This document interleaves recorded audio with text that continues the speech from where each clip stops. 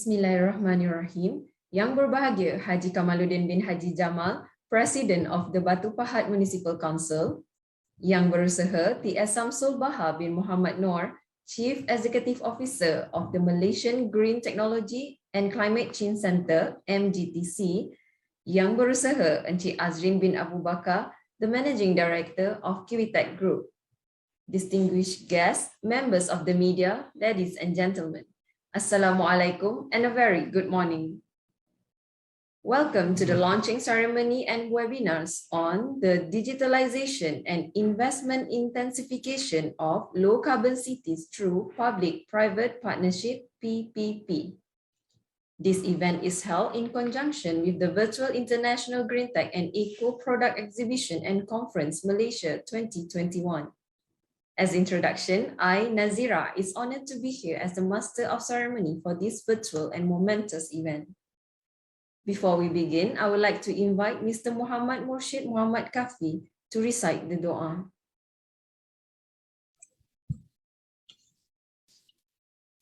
Assalamualaikum warahmatullahi wabarakatuh and good morning to all.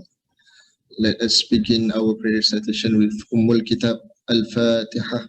أعوذ بالله السميع العليم من الشيطان الرجيم بسم الله الرحمن الرحيم الحمد لله رب العالمين الرحمن الرحيم مالك يوم الدين إياك نعبد وإياك نستعين اهدنا الصراط المستقيم صراط الذين أنعمت عليهم غير المغضوب عليهم ولا الضالين. أعوذ بالله السميع العليم من الشيطان الرجيم بسم الله الرحمن الرحيم الحمد لله رب العالمين والصلاة والسلام على أشرف الأنبياء والمرسلين سيدنا ومولانا محمد وعلى آله وصحبه أجمعين. يا الله يا رحيم. Praise be to God, the Lord of the worlds. Peace and blessings be upon our Prophet Muhammad sallallahu alaihi wasallam and his companions, and for those who followed his example till the judgment day. Allahumma ya Allah, on this blessed morning, in conjunction with the Digitalization and Investment Intensification Program for Low Carbon Cities launching ceremony and webinar, we beseech thee and grateful towards you in favor of all the infinite blessings to us, your humble servant, to live in safe and prosperous life. We seek your blessing for a flawless progress of this event from the beginning till the end. We seek your guidance to steer clear of event that will detrimental the progress of this event. Ya Muzil al-Barakat, bestow peace to our beloved country Malaysia. Preserve us from any threat and disaster, neither man-made nor natural disaster. And to you, Ya Allah, we ask for security and prosperity upon us, our leaders, and our country. Bestow patience in us in order to face the challenges from you. Please accept our deeds and please reward us accordingly. ربنا آتنا في الدنيا حسنة وفي الآخرة حسنة وقنا عذاب القبور وقنا عذاب المحشر وقنا عذاب النار وقنا عذاب النار وقنا عذاب النار صلى الله على سيدنا مولانا محمد وعلى آله وصحبه وبارك وسلم والحمد لله رب العالمين آمين يا رب العالمين. Thank you very much. Assalamu alaikum. Hello to all delegates. With the recent announcement by the federal government on Malaysia's commitment to be a carbon neutral nation by 2050, today's event on the digitalization and investment intensification of low carbon city through public-private partnership marks a critical milestone to realize this effort. This initiative is co-organized by Malaysian Green Technology and Climate Change Centre, MGTC, and the Kiwitech Group in collaboration with Batu Pahat Municipal Council. Through its Low Carbon Cities Eco Challenge, MGTC has embarked with several Malaysian cities on the target to achieve 200 low carbon zones and 1,000 low carbon partners by 2030. In delivering this target, MGTC is entering into a memorandum of collaboration with a private sector and an anchor partner, the Kiwitech Group. Leveraging on its existing digital infrastructure assets in 25 cities in Malaysia and digital platform capabilities, the Kiwitech Group has progressed in taking industry leadership to systematically consolidate and drive investments into city through its industry ecosystem, the Sustainable Cities Industry Alliance, SCIA. In providing an early local impact of this initiative, the Kiwitech Group has also embarking into a 5-year memorandum of understanding with the Batu Pahat Municipal Council on the Smart and Low Carbon City program. As you can see, this initiative, therefore, is an inclusive and integrated program linking up federal and local governments, as well as leveraging on private sector capabilities and resources. This tripartite collaboration is very much needed to accelerate the climate action in our cities. Ladies and gentlemen, here are the series of our activities for this morning event. First, we will begin with the welcoming remark by Yang Berusaha, T.S. Samsul Baha Muhammad Noor, Chief Executive Officer, Malaysian Green Technology and Climate Change Center, MGTC. Subsequently, we have 3 Memorandum of Understanding, MOU, or Cooperation, MOC, exchanges involving MGTC, Batu Pahat Municipal Council, and Kiwitech Group. Next, with gratitude, we have Yang Berbahagia Haji Kamaluddin bin Haji Jamal, President, Batu Pahat Municipal Council, MPBP, to address his remarks.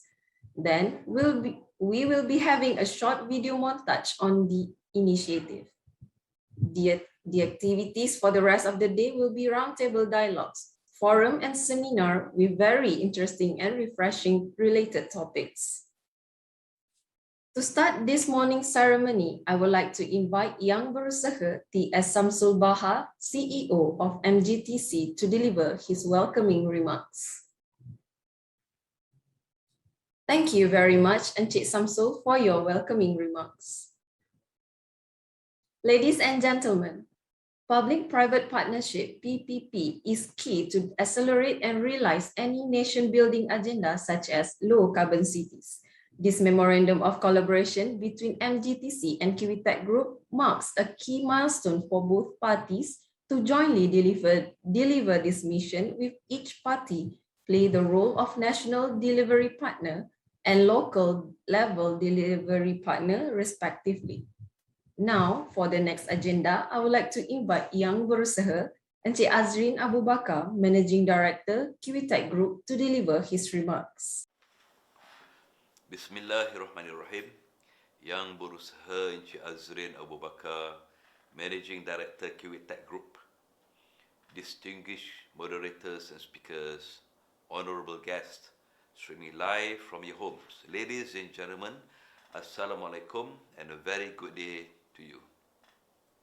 We are delighted to gather here this morning for this very special launching ceremony and webinar of the Digitalisation and Investment Intensification program for low carbon cities through private and public partnership held in conjunction with Virtual IGEM 2021. Over the last 24 years, MGTC has established itself as an agency in charge of catalyzing green economy and green growth in Malaysia, as well as spearheading various initiatives under the climate change portfolio. We have initiated low carbon and climate change mitigation programs with local authorities, state governments and federal government, and even commercial entities and industries. The value added and GDP spillover for the green industry has increased significantly, and this is not possible without the collaboration and partnership with the industry players. Today, Malaysia is looking forward to become carbon neutral nation earliest by 2050. For this effort, the government is already firming up the strategies to have a holistic reporting and environmental data management system. Support integration is needed from all cities in Malaysia to achieve this for the nation's journey to reach optimal urban development and sustainability goals. This will not only involve delivering capacity building to support cities in their planning, but also innovation and implementation of projects to catalyze change. At the same time, MGTC will assist cities and solution partners to understand possible financing sources and models to execute projects, monitor and evaluate progress of activities related to the capacity building programs for continuous improvement. With the MOC with Kiwotech, we believe that digitalization and investment among the cities by stakeholders will not only intensify, but also contributing to the sustainable urban development that will benefit both the people and the planet. Ladies and gentlemen, let's make today's event an impactful session full of interactive dialogues and constructive discussion. Terima kasih. Thank you very much, Encik Samsul, for your welcoming remarks.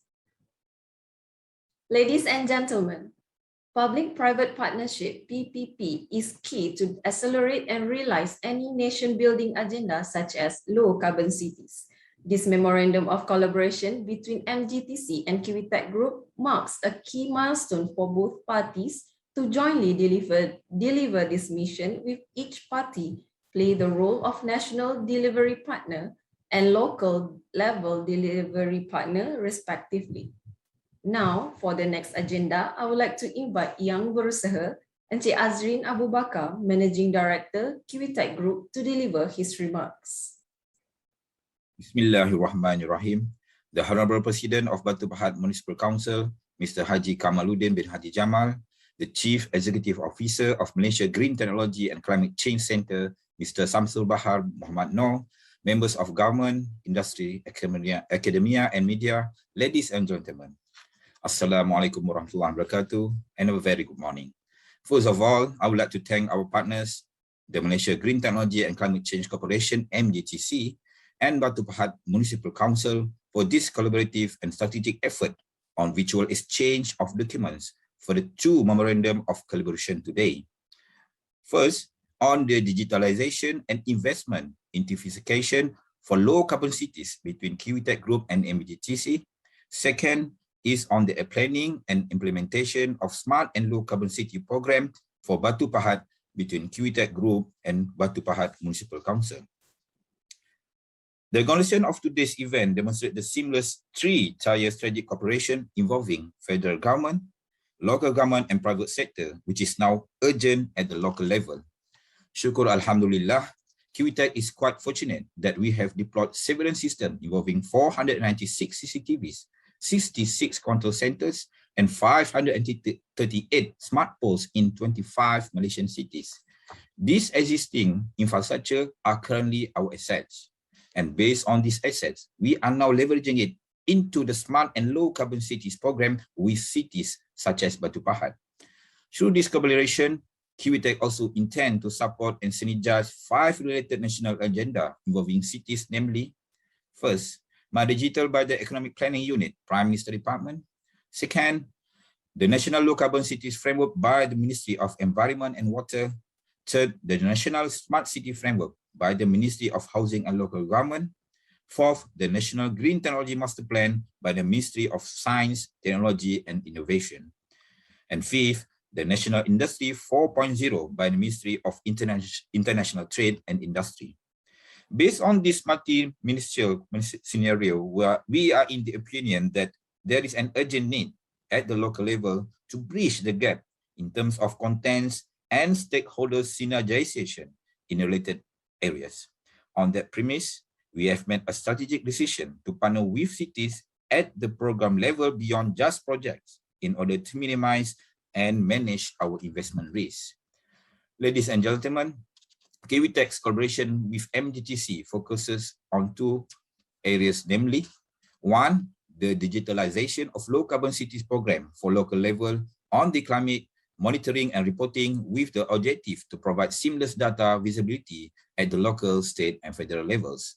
2, the investment intensification for low carbon cities program is to accelerate private sector investment into cities and create new jobs. The end objective is to support green growth through decoupling of economic growth and emissions. To support MGTC in achieving the targeted 200 low carbon zones and 1,000 partners by 2030, QTech will perform as the local level delivery partner on the implementation to digitalize and populate pipeline of activities and private sector investment into cities. In delivering this effort at the local level, QTech Group establishes partnership with Batu Pahat Municipal Council through the planning and implementation of smart and low carbon city for Batu Pahat. It is a program to synergize and coordinate implementation involving multi-contents and multi-stakeholders through a joint delivery office driven by the two partners. We believe only through this public-private partnership approach that the new urban agenda in addressing urbanization and climate change can be accelerated and brings early impact to the communities or rakyat. Ladies and gentlemen, as a private sector, QTech aim to add value to city governments by addressing the biggest implementation gap in terms of contents and stakeholders coordination through proper planning, enabling technologies and funding sources. We take two-pronged approach in integrating cities through, first, is the integration of smart and low carbon cities industry ecosystem through the Sustainable Cities Industry Alliance, SCIA. This alliance was recently formed in 2020 with the intention to synergize industry capabilities and coordinate investment into cities.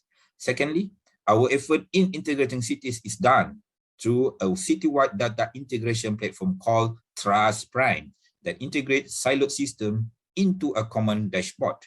As a government investment company through venture tech, we have invested intensively in enhancing the capabilities of the data integration platform and the enabling soft aspect of implementation such as data governance, open data policy, and capacity building for local councils.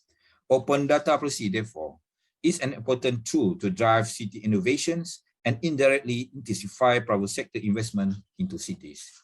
In attracting this investment, we have also introduced the 5-year program with cities such as with Batu Pahat in order to ensure achievement of early tangible results and to facilitate private sector business planning in cities. Ladies and gentlemen, through this Sustainable City Industry Alliance, SCIA, we plan to embark into inviting more ecosystem partners and funders. A smart city economy is also being developed to accelerate capacity building of governments and private sectors. As the author of a book, Platform Leadership, Dr. Michael A. Kusumano of MIT once said, "It is the fundamental challenge of the high-tech sectors. A firm must innovate internally to succeed. Yet its success may equally depend on corresponding innovation by its external firms in the ecosystem. As a platform player, QTech takes seriously new innovation for the ecosystem, and the involvement of academia and research institutions are therefore crucial. Progressively, we believe on the need to also create SCIA as a pipeline to market for new innovations into cities through collaborative with federal government initiatives such as iConnect and MAGIC." Ladies and gentlemen, in supporting local level implementation, QTech also invests resources in the public-private partnership with cities in 2 key areas. Firstly, on the formation of joint delivery office with the local councils to nurture good relationship and mutual trust between the parties. Secondly, on the procurement model where we advocate the OPEC-based model on monthly payments to facilitate financial limitation of local councils. The OPEX-based model is the industry-wide approach adopted under the SCIA, where private sector invests on the capital expenditure and the payment is under the government's operational expenditure. In this manner, the government is relieved from technology and maintenance risk. Ladies and gentlemen, with the proper foundation for implementation and partnership set forth in Batu Pahat now, we believe it can be a model city for the implementation of smart and low carbon cities in Malaysia. As a government investment company, we invite more cities into such partnership in accelerating the delivery and realization of the new urban agenda and the upcoming 12th Malaysia Plan. We would like also to thank you, the Honorable President of Batu Pahat Municipal Council, the Chief Executive Officer of Malaysia Green Technology and Climate Change Corporation, for the vision and commitment in supporting this groundbreaking for three-tier collaboration on smart and low-carbon city for Batu Pahat program, as well as digitalization and investment-related initiative. Thank you very much. Wabillahi taufiq wal hidayah. Wassalamualaikum warahmatullahi taala wabarakatuh. Thank you very much, Encik Azrin, for your remarks. First off to start, we shall witness the exchange of memorandum of collaboration between MGTC and Kiwi Tech Group by Yang Berusaha T.S. Samsul Baha Muhammad Noor, the CEO of MGTC, and Yang Berusaha Encik Azrin Abu Bakar, Managing Director, Kiwi Tech Group. I would like to invite the representative of both organizations to be ready. General housekeeping rule. Make sure that you have the MOU document with you. Make sure that the distance between the document and the camera is well spaced so we can see the signatories from the waist up along with the document. Towards the end of this exchange, we will be having a photo session. Make sure that all of us smile with the biggest smile. Thank you everyone for participating in this MOC ceremony and making it a success. We truly appreciate the effort made by MGTC and Kiwi Tech Group for the session and hope this marks a stepping stone to a bigger future together. Thank you. Moving to our next agenda, I would like to call upon Yang Berbahagia Haji Kamaluddin bin Haji Jamal, President Batu Pahat Municipal Council, to deliver his speech. Bismillahirrahmanirrahim. The Chief Executive Officer of Malaysian Green Technology and Climate Change Center, Mr. T.S. Shamsul Baha Muhammad Noor, the Managing Director of Kiwi Tech Group and Co-Founder of Sustainable Cities Industry Alliance, SCIA, Mr. Azrin Abu Bakar, members of the media, ladies and gentlemen. Assalamualaikum warahmatullahi wabarakatuh and a very good morning. First of all, I would like to congratulate the organizer, the Malaysian Green Technology and Climate Change Corporation, MGTC, and Kiwi Tech Group for this collaborative and strategic effort of visual exchange of document for the Memorandum of Understanding, MOU, in the planning and implementation of Smart and Low Carbon City Program for Batu Pahat.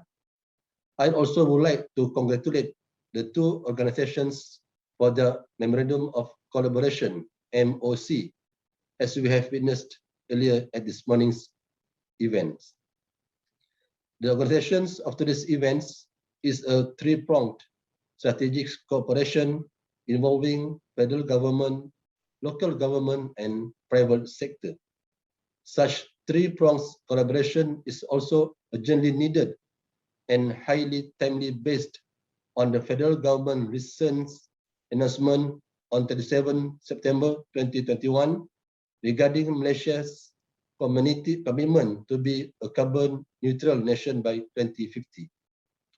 This cooperation, I believe, will also accelerate the realization of the Sustainable Development Goals, SDG 2030, specifically SDG 11 on the sustainable cities and communities. Ladies and gentlemen, the challenges on urbanization and climate change on cities are increasingly critical and urgent. Greater effort need to be put into by all parties to achieve a sustainable future.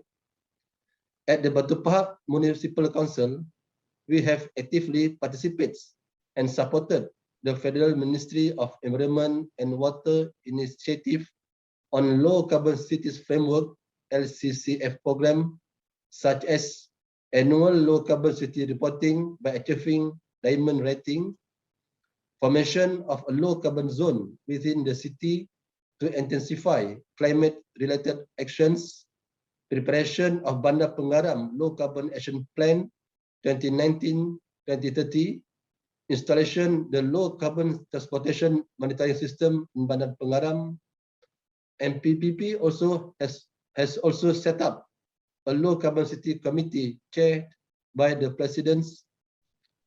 The subsequent launching of National Smart City Framework by the Ministry of Housing and Local Government has also added value to make city operations and services to citizens smarter through various data integration and analytics. As a local government, Batu Pahat also recognized our resources constraints in delivering this urban agenda and the urgent need to source delivery partner such as private sector is in order to progress ahead. In view of this scenario, we highly welcome the invitation by Kiwitek Group as the local level delivery partner for the digitalization and investment intensification for low carbon cities with the Malaysian Green Technology and Climate Change Corporation, MGTC. With this important initiative, we believe it will accelerate the digitalization of low carbon related city data in strengthening climate related implementation, monitoring and reporting. Ladies and gentlemen, the SDG 11 on sustainable cities and communities advocates on the holistic and integrated approach in implementations as well as recognizing the critical role of private sector partnership. Based on this understanding, we have also strategized that it is important for such relationship with private sector to go beyond just projects into a medium-term program. In this manner, a more systemized and coordinated implementation can be achieved. For this reason, that we have also embarked on a partnership with Kiwitek Group through the Memorandum of Understanding on the Planning and Implementation of Smart and Low Carbon City for Batu Pahat as a 5-year program. This unique and groundbreaking partnerships with Kiwitek Group is an important step forward by the Council to leverage on Kiwitek's existing assets on city surveillance and smart poles, as well as smart city data integration platform capabilities. In this program, the Kiwitek Group also supports the Batu Pahat Municipal Council and other soft activities, such as development of smart and low carbon city action plan, internal data governance, external open data policy, and capacity building. Upon the anticipated completion of the data governance and open data policy in December 2021, we are pleased to advise that Batu Pahat Municipal Council will be the first council in Malaysia to establish such data-driven initiative, inshallah.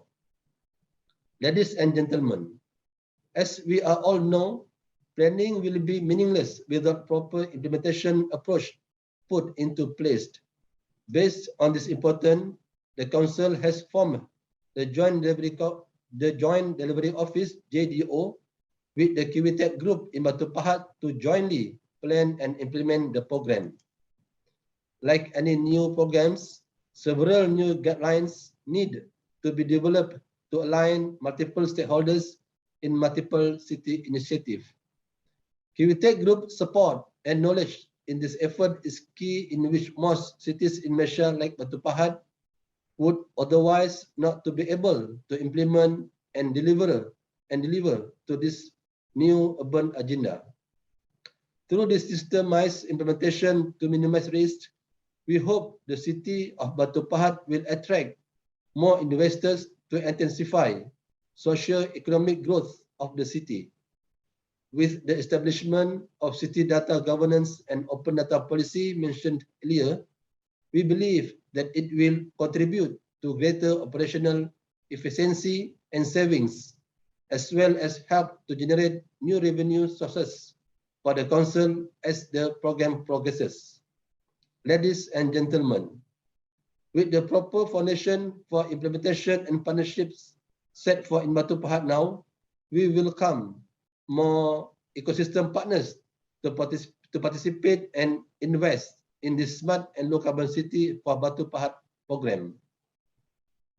As the President of the Council, I envision Batu Pahat to be the first city in Malaysia that adopt the holistic and integrated approach in implementing smart and low carbon cities. We hope the experience gained throughout the journey in this program can be shared and motivate other cities to follow suit. With the upcoming 12 Nation Plan 2001 to 2025 by the federal government, we hope Batu Pahat can contribute towards the realization of its objective. At the state level, we are also aware that the state government of Johor is currently developing the Smart City Johor Blueprint. We believe some use cases in Batu Pahat can also support the blueprint implementation. I wish to take the opportunity again to congratulate and thank you to the Malaysian Green Technology and Climate Change Corporation (MGTC) and QTech Group for this collaborative and strategic effort to support the implementation of Smart and Low Carbon City for Batu Pahat program. Thank you very much. Wabillahi taufiq wal hidayah. Wassalamualaikum warahmatullahi wabarakatuh. Thank you, Yang Berbahagia Haji Kamaluddin bin Haji Jamal, for your remarks. Now, let's get ready for the second exchange ceremony. For the second exchange, we shall witness the exchange of Memorandum of Understanding between Batu Pahat Municipal Council and QTech Group with Yang Berbahagia Haji Kamaluddin bin Haji Jamal, President Batu Pahat Municipal Council, and Yang Berusaha Encik Azrin Abu Bakar, QTech Group. I now request each member of the ceremony be ready. Kindly be reminded, make sure that you have the MOU document with you. Make sure that the distance between the document and the camera is well spaced so we can see the signatories from the waist up along with the document. Towards the end of this exchange, we will be having a photo session.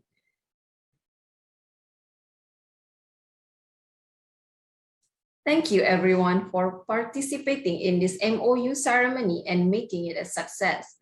We truly appreciate the efforts made by Batu Pahat Municipal Council and QTech Group and hope this marks a stepping stone toward greater local level collaboration in low carbon cities. Now, let's get ready for the third and final ceremony for today. Next, and to close this momentous ceremony, we invite all distinguished guests to witness a video montage to sum up these collaborative efforts in digitalizing and intensifying investment in the National Low Carbon Cities Agenda.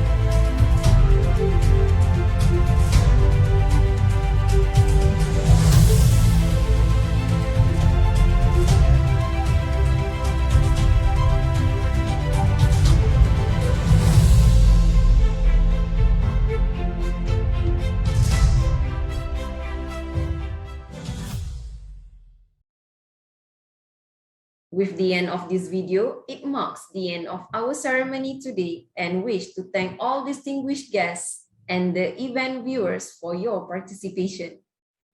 We look forward to a greater collaboration among governments, private sectors, academia, and city communities in addressing this urgent climate agenda in our cities.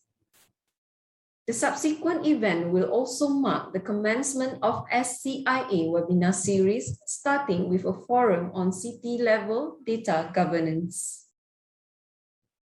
To start the forum, I would like to invite our moderator, Yang Berbahagia Datuk Nik Ahmad Faizul, the co-founder of Sustainable Cities Industry Alliance, SCIA. On to you, Datuk. Thank you very much. A very good morning to all. Welcome to the first forum for today's event entitled City Level Data Governance. We are fortunate here today to have with us our partner Civin Inc. from the United States, which is represented by Dr. Andrew Turrell, former Chief Data Officer from the City of Boston, and Mr. Maxim Paczewski, the former Chief Data Officer from the City of San Diego. Welcome, gentlemen, to our forum today, and thank you for your time. As we all observe in the early parts of today's ceremony, Smart and Low Carbon City is currently on the implementation mode, especially Malaysia and probably in the rest of the ASEAN region. One of the key output of this effort is obviously data, and how data is managed by these cities is something which is still infant in this part of the world, especially at the local government level, and quite extensively practiced, however, in the US for the last 10 years or more. So let's get started. First, I'd like to invite Dr. Andrew to introduce Civin first, and then we take it from there. On to you, Doctor. Thank you. So I was the first Chief Data Officer in the City of Boston, and Maxim was the first Chief Data Officer for the City of San Diego. And during our times working in cities, we learned a lot about how data can be really useful and how it needs to be properly managed and maintained. And after we each left our respective city halls, we realized that knowledge was really valuable and could be of use to cities other than our own. So we put together Civin in 2020 to offer those kinds of services to cities all around the world to help them really make progress on their journey towards becoming more data-driven. Oh, great. So Max, you have anything to add? No, I think Okay. Andrew. All right. I think Andrew covers it Yeah. pretty well. All right. Okay, Andrew, I believe you have some presentation that you have prepared for all of us today. Yeah, I'll Perhaps you share can my get screen. started on that. Yeah.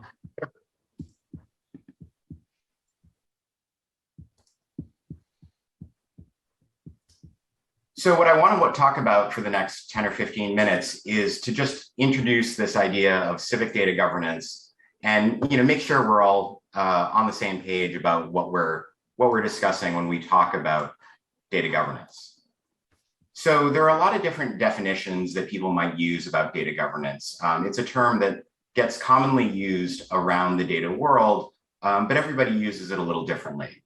So this is the way that I want to talk about data governance, that data governance is a set of practices that treats data as a vital operational resource, which needs to be cultivated, maintained, and protected to deliver on its potential.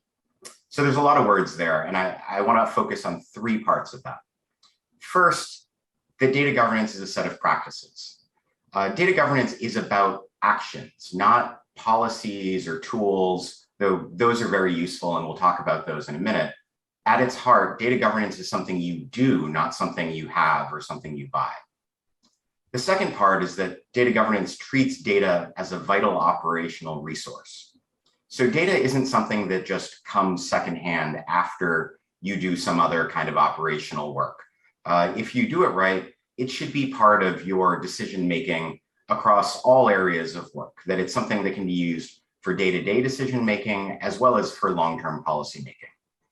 And then finally, data needs to be cultivated, maintained, and protected.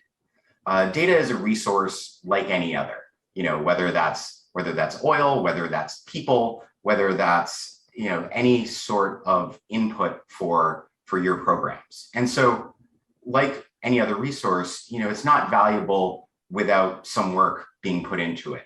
So you need to cultivate your data. Just having it in some application somewhere isn't useful. You need to bring it out of there, maybe do some kind of processing and analysis. And then long term, it needs to be supported so that it's kept up to date, that it's always available, that people know how to use it. And it also has some potential downsides if it's used poorly. So it needs to be protected to make sure that it doesn't become inaccurate or it's not accessed by people who shouldn't have privileges to access it, to make sure it's not used for the wrong purposes. So why does data governance matter? Well, the one reason that I think most people would think about is maximizing value. That, as I said a moment ago, data isn't that valuable without putting some work into it. And that's just because any insights you get from data, whether it's doing an analysis, making a report, building a dashboard, putting things on a map, the value that comes out of those is only as good as the quality of the data itself. So it's really important to make sure that the underlying data is accurate and well understood. But also you need to minimize risk. I mentioned security issues, also privacy issues can come up, or even legal issues, particularly when dealing with third-party data.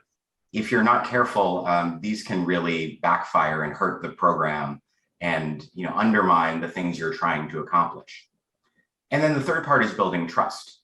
When you're working as a city government on data, you need trust from various people. You need trust from the people who are providing data, who might be working different programs all around your cities or in the state or even country.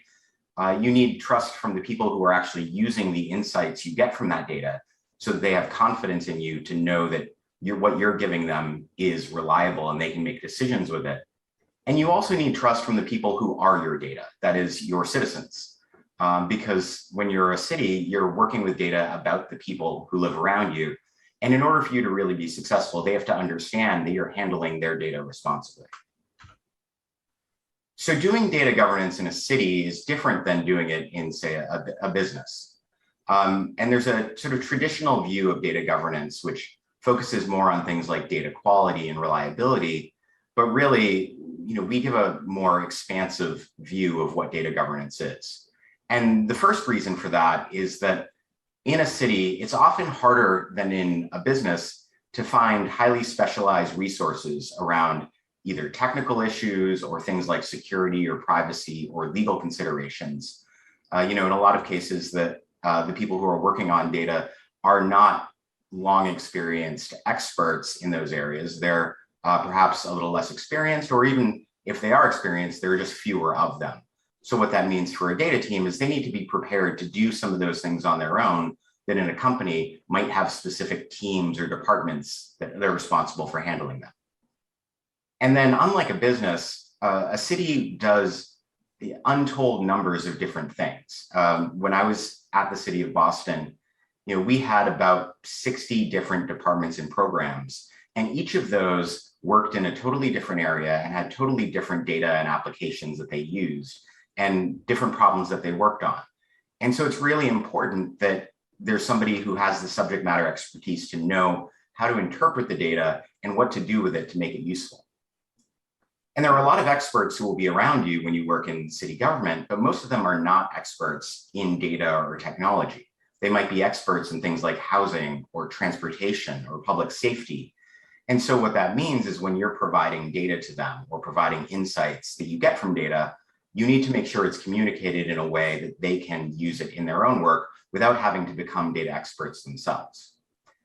And so much of your work will require collaboration across different agencies or departments, or even with other governments, say at the state or federal level, as well as private sector partners.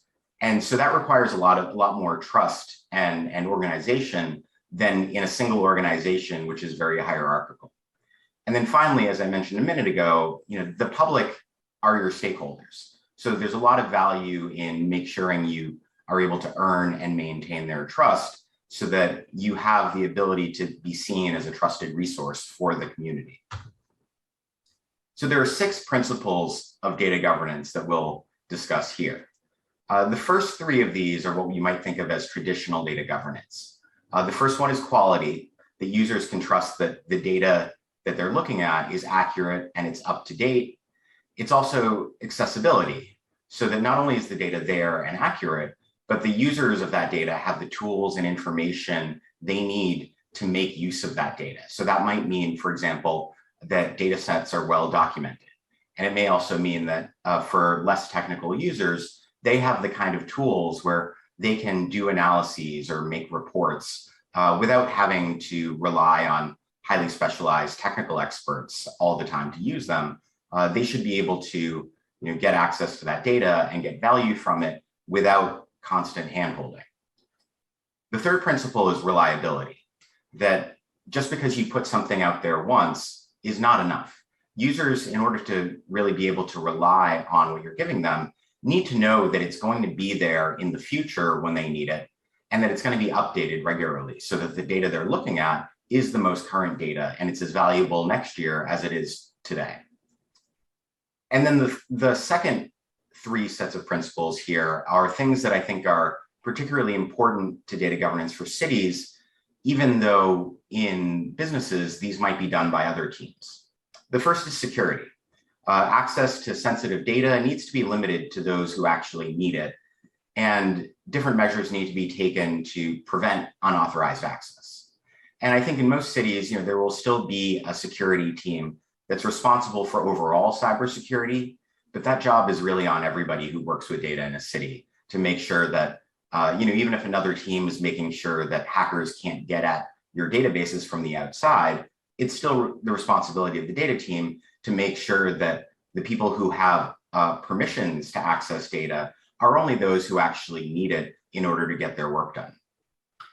The same idea applies to privacy, that when you're working with sensitive data particularly about members of the public or about sensitive government operations, it needs to be assured that the access to that data is limited to just those who need it, but more that you're not collecting data that you don't need or creating the kind of situation where it could be used for a purpose that wasn't what you intended. And then lastly, compliance, that particularly when you're working with sensitive private information, that might be about things like finances or health or education, or all different sorts of things that have different rules about how they must be maintained. Legal departments will often give guidance for how this should be done, but it's really up to data teams to make sure that they comply with all of those requirements. And this also applies to third-party data sets as well, where there are terms of use and licenses. It's the responsibility of a data team to make sure that those are respected and adhered to. So I think the first place to start in a lot of this work is to come up with a set of policies. And I think in government, a lot of people think, well, a policy is what you do. When you don't know where to start, you write a policy because that's what people in government are good at. I was in government for years, I understand that. But I think it's more important than just to have something written. It's not just that it's a collection of your ideas, it's also a set of your practices. And that's important because it creates a set of shared processes and expectations, so that when somebody in another department gives you access to their data, they know what you're going to do with it and how you're going to handle it. It also shows that you have a commitment to data governance, that it's not just an idea that you think is worth keeping in mind, but that it's something you work into your everyday workflows. And it also creates accountability, that your partners can understand what you're going to do with data. And if you're not handling it responsibly, they can say, well, you were supposed to do this. But also, just as importantly, looking at your own teams or your own vendors or partners, it sets expectations for them too. And so for you as someone who's responsible for a data program, it allows you to point to a set of expectations that you can hold everyone else accountable to as well. And so really, it's not just about these workflows, it's really about the promises you make to your partners to say, this is how we're going to be responsible about using your data. And when we give you insights from that data, here is why you know you can trust it, because we've handled it in a consistent and responsible way. And so in cities, often this gets divided up into two separate policies. First, there's an internal policy, a data governance policy that describes the internal processes for handling data and using it within an organization. But often there's a second policy as well, which is an open data policy. Because I mentioned a few minutes ago that your stakeholders include members of the public. And so what a lot of governments do, and in Malaysia, for example, there's a national open data policy. A lot of governments put out their own open data policy. And what that does is it outlines what data can be shared and when it's appropriate to do so. And when that's done, how it should be done, what file formats it should be in, where it should be posted, and so forth. And so between those two policies, one that's focused on internal data governance and sharing, and one that's focused on external data sharing, that gives a very holistic and comprehensive view of how data can be managed within an organization like a city. So to do data governance right, it's important to make sure the practices you're developing are efficient. And so what I mean by this is that data governance shouldn't be something you do after you do your regular work. It should be built into your workflow that, if you're building a data pipeline or building a new report or map, that it shouldn't be something that you do the data governance things after you've done the work of building whatever you're building, that data governance should be part of what you're doing to get there. And so if you're finding that it's adding extra work, that might mean you're trying too hard and doing too much, because you shouldn't have too much overhead. It shouldn't slow you down. And that can often come up, especially around things like documentation. So one of the things that's also helpful here is to use tools to automate things where you can. Just to give one example, most government cybersecurity teams, they'll probably have some kind of tools that allow you to scan file folders and databases for sensitive information and produce a report to show where that data lives. And that is one of the first pieces of data governance, understanding what data you have. You can, as a data team, use those kind of tools to start along the way and do some of that exploratory work so that you don't have to do it by hand. And when you develop data governance practices, you should really use them to foster collaboration within your organization and with your partners. So part of the reason for putting together documentation actually is that if it's done well, it should save you time, that it's not just an extra box you have to check off, that it's something that you can use as a training material, as support for your users, and in particular to make sure that everybody working with data knows what they're doing, so that you spend a lot less time trying to fix mistakes after the fact. Because I think anyone who's done a lot of work with data realizes that is often the most time-consuming part. When something doesn't work out the way you planned, going back and fixing it afterwards. Good documentation can help avoid some of those problems in the first place. And it also helps you train your colleagues to use and manage their own data and to talk about it with others throughout the organization. One of the challenges I think every data team has in a city, whether you're in Malaysia, whether you're in the US or Europe, every team I've ever seen has more work to do than they have people who can do it. And as much as, sometimes we would like to think, well, if we could just hire a few more people, we get it all done. Really, the way to scale is often to make allies in other departments or in other programs or agencies who can help you work with data, particularly around their area of expertise. And that's really where your capabilities can grow. And so a big part of being able to do that is making sure that they have the information they need to work with you and to follow along the best practices that you've established. And building those long-term partnerships is really important to being successful. And in part, what I find is really helpful is to think about it first in terms of the fundamentals.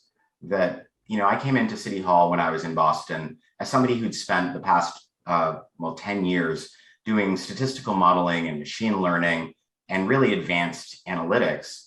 And when I got to City Hall, what I found was that actually wasn't what people in the fire department or in the Public Health Commission were looking for.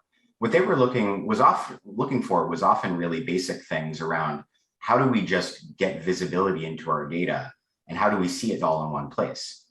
And it's not that they don't have a need for more advanced analytics, but what I found was really useful is being able to build the trust by showing you can get the basics right.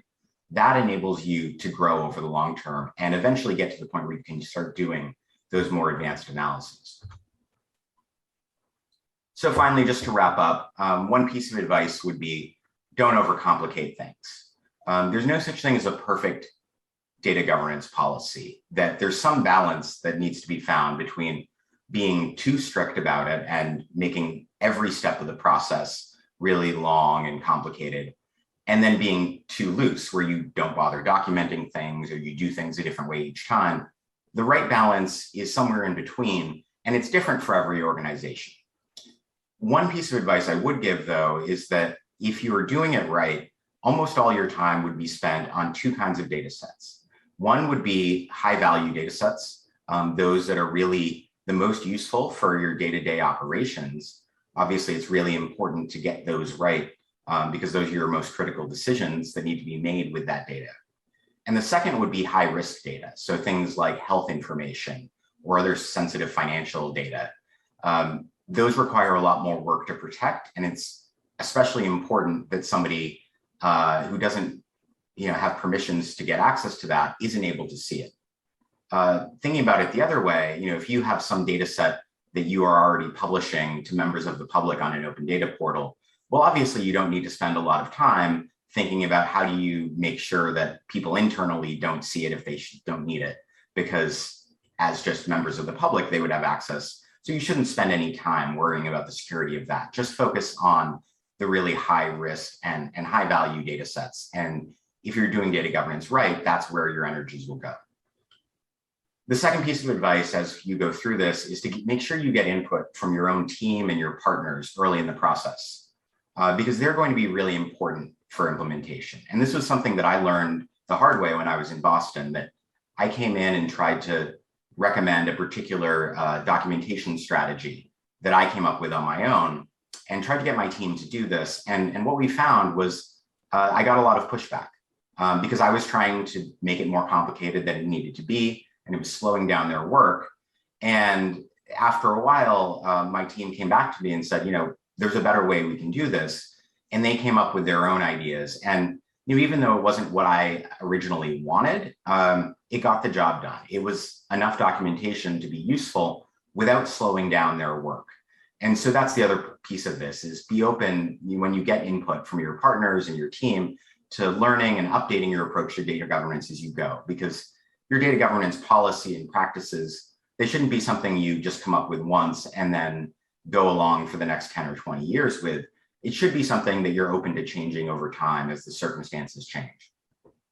And then finally, if you need help, ask for help from somebody who's done this before. I mentioned that Maxim and I were the first chief data officers in our cities, and we knew a lot of people in the same role across the US. We were part of that first generation of chief data officers. And so we've talked with a lot of people in that role, and we have a few of them on our team as consultants as well. And we've learned a lot along the way. And part of the reason we founded Civen was to be able to take the things that we learned the hard way and make that information available to others so that they don't have to make some of the same mistakes that we did. So finally, if you ever want to get in touch with us, here's where you can reach us. Our website is civen.co, Andrew at civen.co or Maxim at civen.co are our emails. Our Twitter handles are here. You could also find our company on LinkedIn. And also, if you're thinking of any kind of collaboration or business partnership, we've actually partnered with Kiwi Tech to offer our services to ACN clients. So if you want to work on any projects with us, please contact Dr. Nick, and his email address is here on the slide. So that's about it. Thanks for listening, and hope that was useful.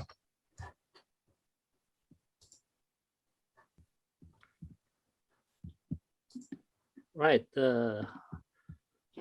Thank you, Andrew, for the insightful presentation. Certainly will be very helpful to our audience today. All right, let's move on to some discussions on this topic. And perhaps I will put forth my first question to both of you. How should city get started with data governance, especially in this part of the world where it's quite new, and then especially to city governments? What would you say about that? Yeah, I think, as I mentioned a minute ago, one of the first steps is really coming up with a policy. And I think that's important. But I think what's more important is, starting out with a start of a policy, but then really starting to work with data so that you understand what that policy means in practice, and you can refine the policy and the processes as you go. So there are a few first steps that I often recommend. One is a data inventory and a data audit. So data inventory is simply when you look at all the data available to you, whether you're using it or not, and simply write it down somewhere so you know what's available. This is kind of the first step to see what data could we use, and then you can start thinking about what's the most valuable data, what kind of work is required to use it, and start planning out your program. And going along with that, I often will advise a data audit, which is kind of the next step of that, going beyond just writing down what are the data sets available, which might be, for example, from something like a permitting application or some transportation data that's being collected. You know, a data audit starts to look at, well, how good is the quality of that data? How reliable is it? You know, what would be required in order to start using it, say in terms of infrastructure and policies and process. And so between those two things, that's kind of your first data documentation step. And it's really useful for developing your strategy going forward. Also, as part of that, as you start to dig into data, I find it's really helpful to think in terms of data sensitivity and classifying it. And it doesn't really have to be complex. When I was in Boston, we wrote the city of Boston's data governance policy to break data down into really 3 categories: low sensitivity, medium sensitivity, and high sensitivity.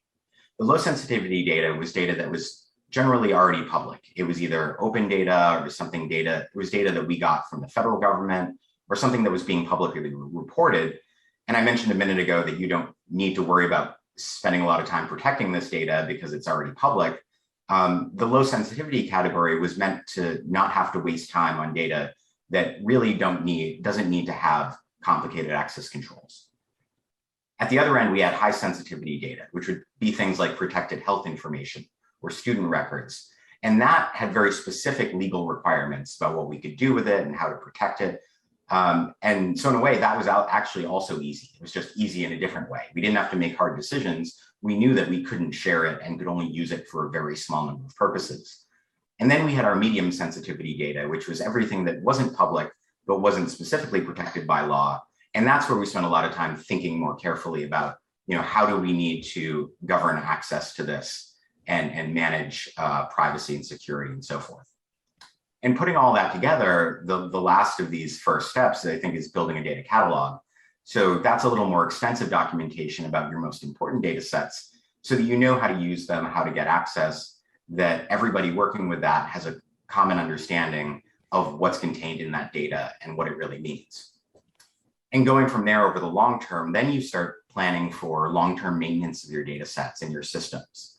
So that, for example, when you get data from an application, you're not just getting it the first time, you're getting it every day or every week or every month. And so that whenever you're looking at data, it's as valuable as the day you started. You also have to manage data access, think about things like backup and retention and monitoring pipelines. A lot of the more technical parts of the work, you know, data governance just gets built into your workflows. This is what I mean about not making it a separate to-do list item. Data governance is what you should be doing as you manage data access, making sure you have good backup systems and retention and so forth. And then finally, the last piece is to not forget about the users. I mentioned a little while ago in the beginning that oftentimes the people who are your users, your partners, are not necessarily data or technology experts. So they're going to need support as they use it. If you give them access to a report or a dashboard, you know, they may need some instruction on how to navigate it or how to interpret what the things mean.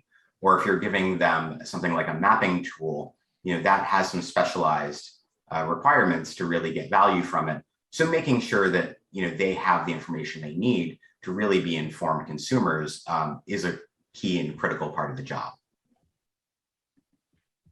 Maxim, do you have anything to add to that?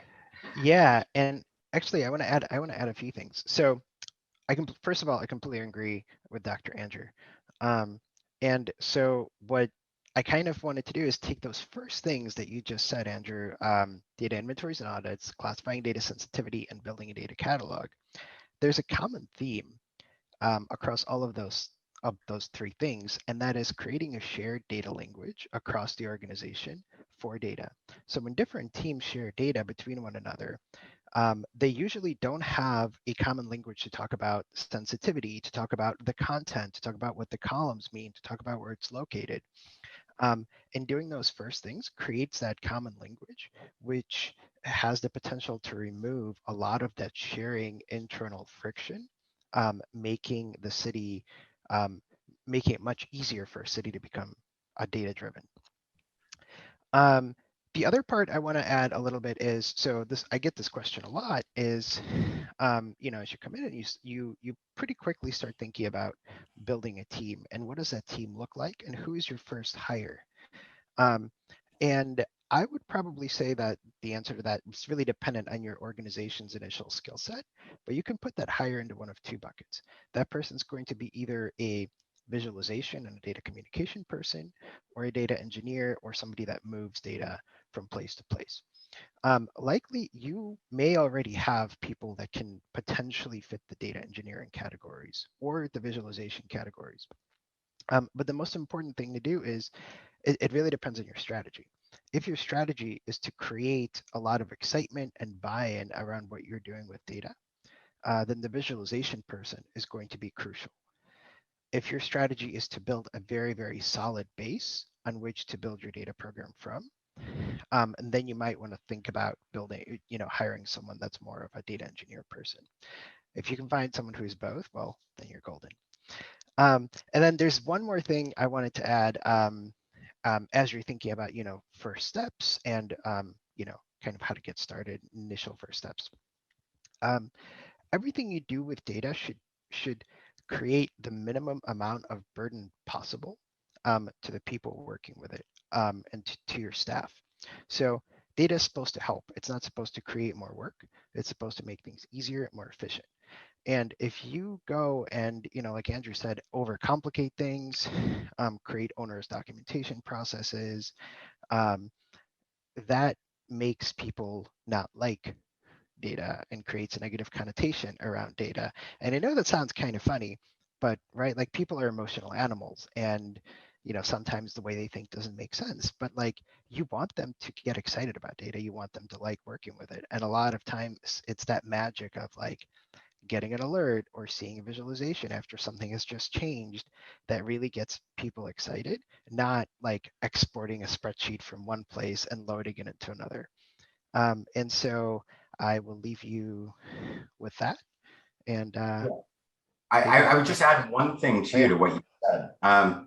You mentioned about building a team and the first person or people you hire. And the one thing I would also note is that it's worth thinking about what's worth doing internally within your city versus going to an outside third-party vendor. Mm-hmm. Because I think, you and I had pretty large teams compared to what most cities starting out have. And so even in a place like Boston, where we had a team of about 15 to 20 people working on our data and analytics, even there, what we found is there was more work than we could do internally.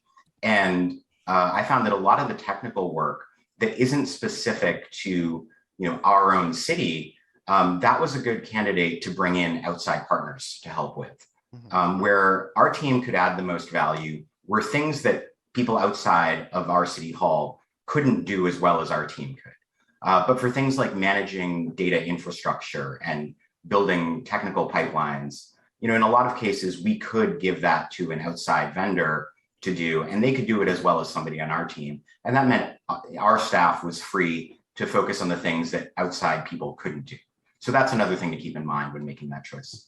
That's very true. Yeah, a good technical partner can be crucial. Thanks, Andrew and Max. Perhaps I would like to expand a bit the initial question that I posed to you guys. In my past engagement with local governments, often the question arises, how many % should we open up data to the public? So maybe can you react to this question? How you react in terms of, can we simply say in terms of how many %, or how should we kind of put the right perspective with respect to these questions?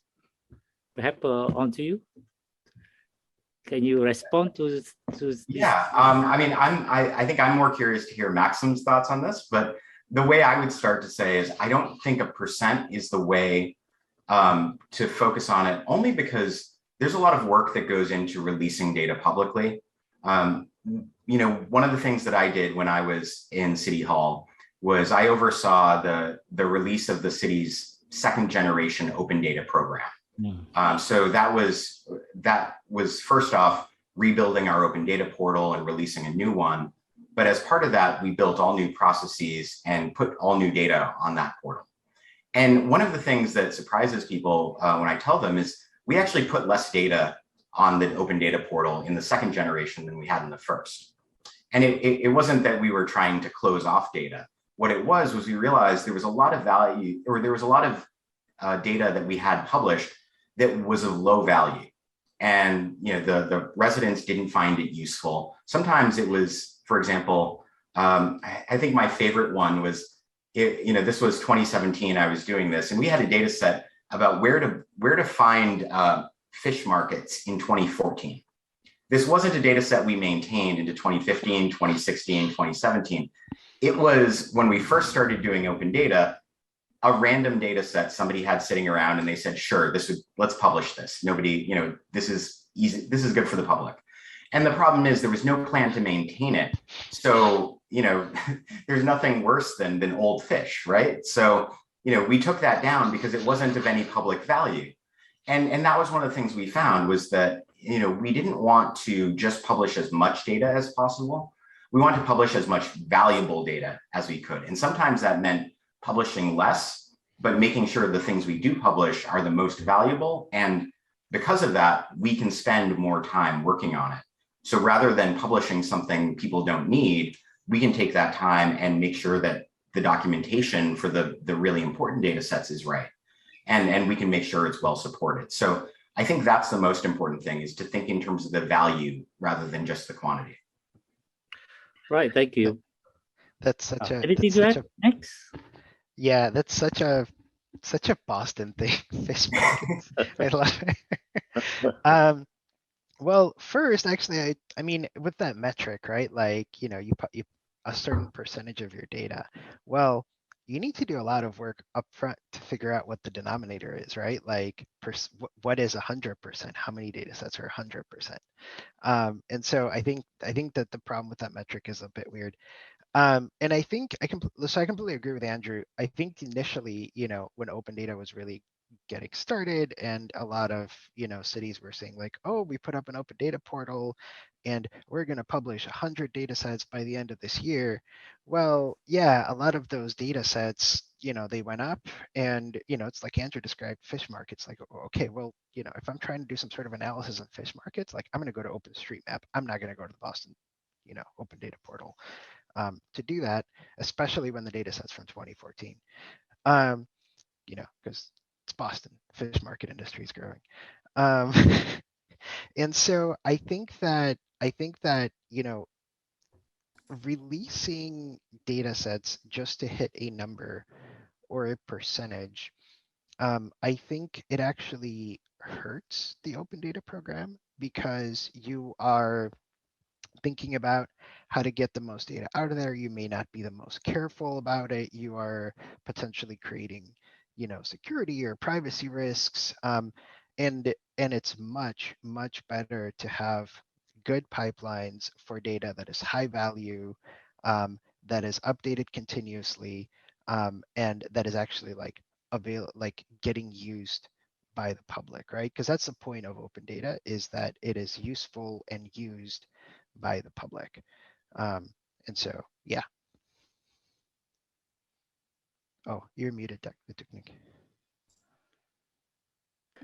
Just for the audience information, CVIN is currently in collaboration with QITEC Group in the development of the data governance and open data policy for the Batu Pahat Municipal Council. So scheduled to be completed, I believe, by end of the year. And upon completion, I would see that perhaps it will be the first city in Malaysia to have proper data governance and open data policy.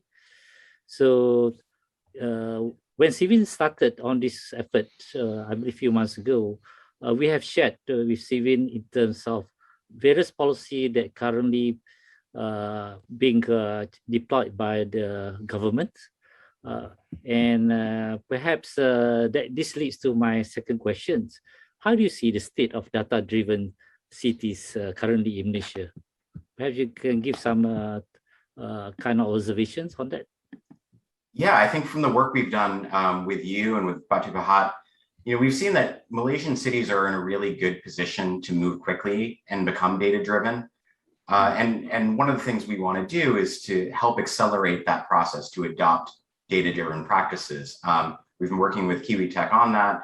And as part of that work, we've collaboratively come up with a framework of data maturity that you can actually see on the Kiwi Tech website that outlines 5 levels where a city can start by being disconnected and not really centralizing or using data, and maturing from there to getting basic reporting and analytic capability into getting more predictive and even prescriptive to be able to say not only what's going on with data or what's going on in our city based on our data, but what should we do about it?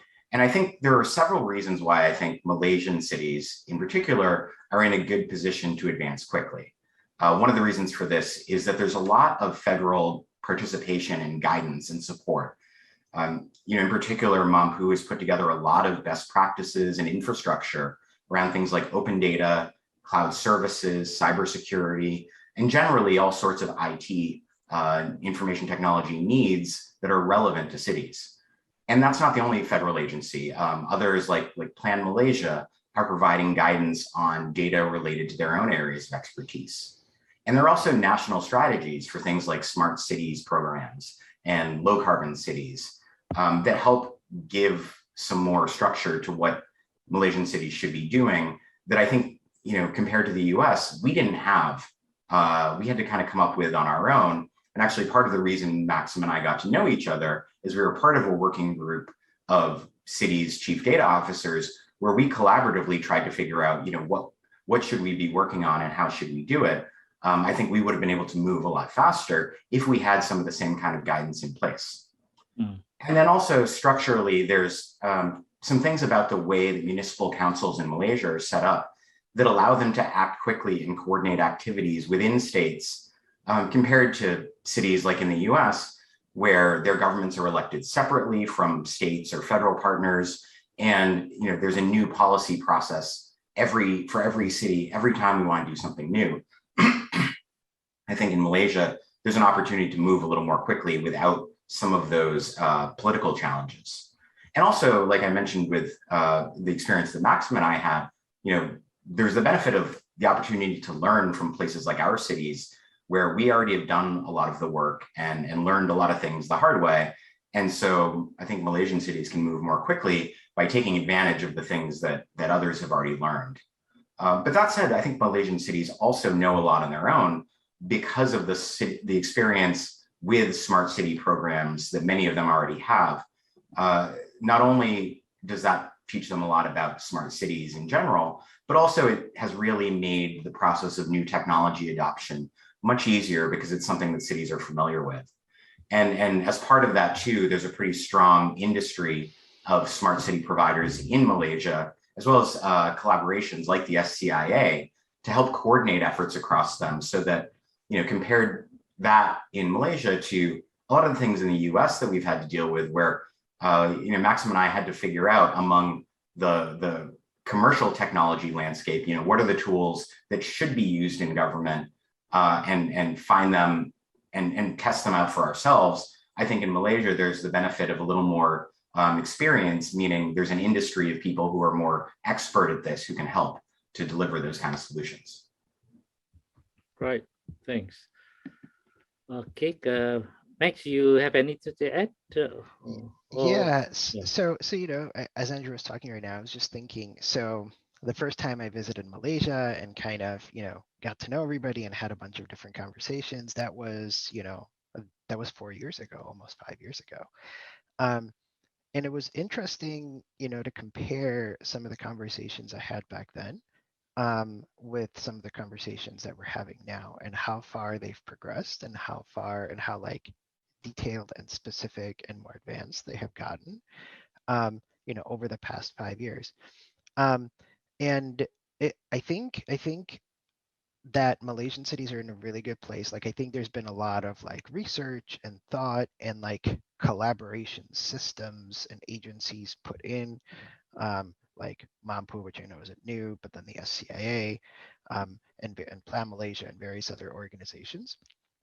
And so it's really exciting to kind of see, like, now that this infrastructure is kind of in place, to see cities begin to actually move and really kind of come at it from a thoughtful, solid base standpoint, while at the same time, actively continuing to learn from cities in other countries like the US. The other thing that's, you know, that I was thinking about, if, you know, obviously like Malaysian cities are a bit different than US cities, but, you know, there are cybersecurity teams, there are geospatial teams, and those teams like already are kind of, you know, are pretty data driven. Obviously, not everything's perfect. It's not always, you know, it's not always exactly the way it should be, but there are experts that are currently working right now in city government. And so, and as, you know, as we progress into the future and think about planning and planning for climate change, I'm really excited, you know, leaders bringing together those people as well as external advice, as well as all the infrastructure that's been built up, to really kind of take advantage of the talent that's already available across these three sections, and really be able to be effective in city data, like making cities data driven. Okay, thanks, Max, for the input. Perhaps we go to the last questions as time progresses.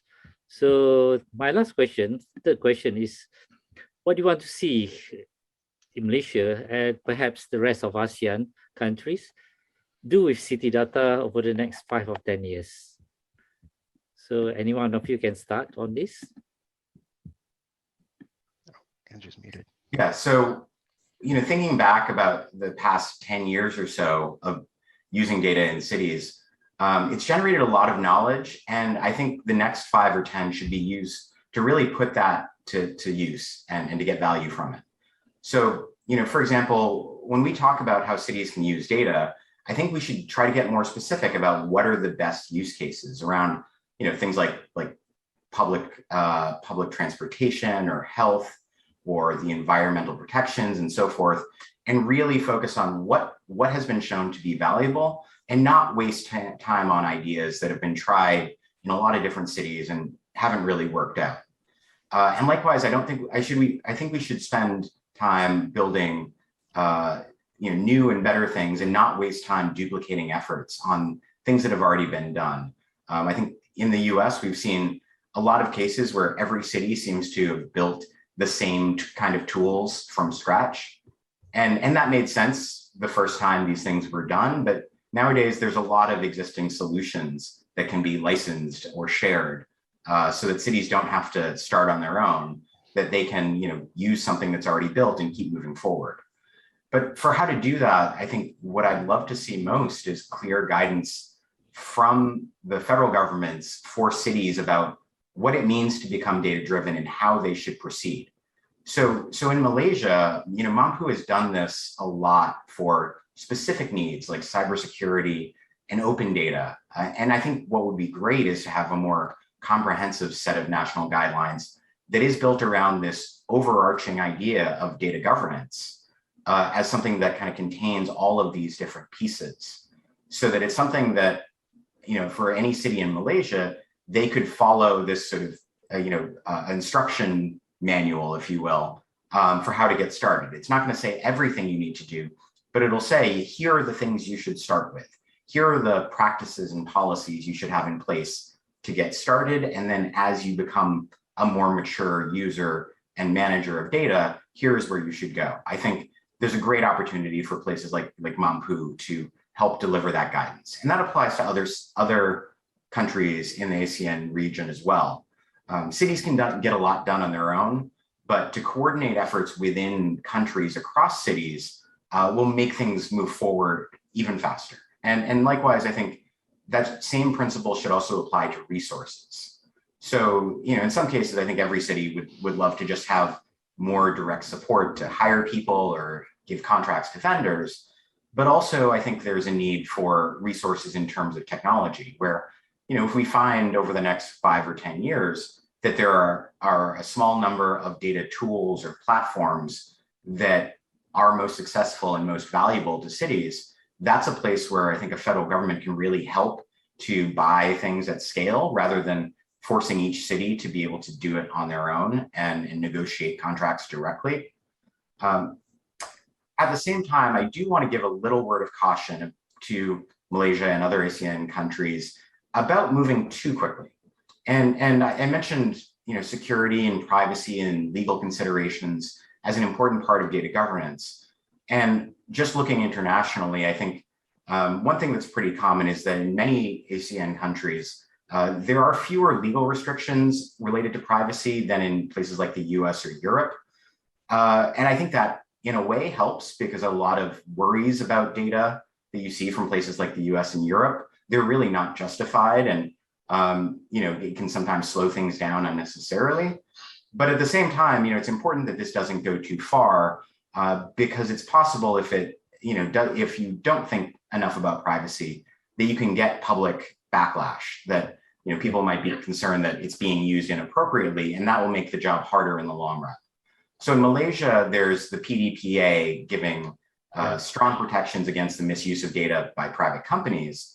And even though governments aren't subject to the same rules, I think a lot of the principles in there are still quite relevant. And to the greatest extent possible, even if you're not legally required to protect privacy, it's good practice, because as I mentioned, you need the trust of the people who are in your data.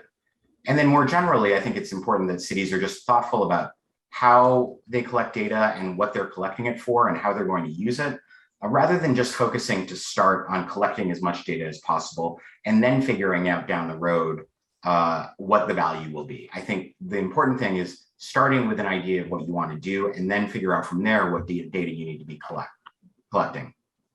And that's a really tough balance to find, but I think the best place to start for that is really to pick one or two specific projects and get to work. And that'll teach you more than anyone like Maxim or I could about what works best for your community and how you should be getting value out of your data going forward. Right. Thanks, Andrew. Max, you have anything to add to that?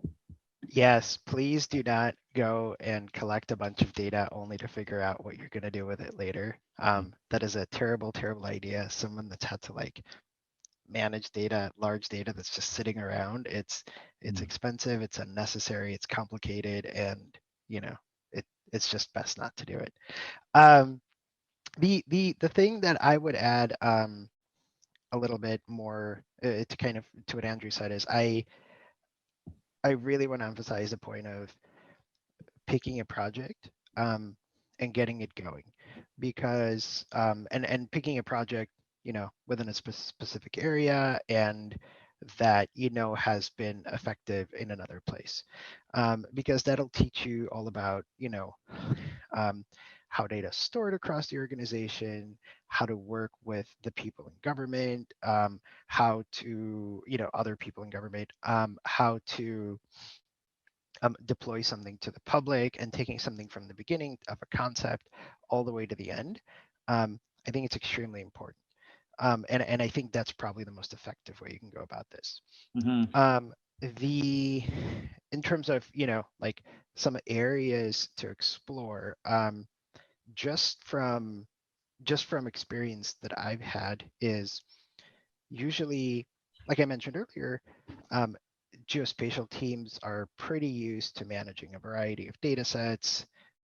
They're usually somewhat centralized, and they usually have they have a bit they have a pretty solid concept of the data they have and what's missing.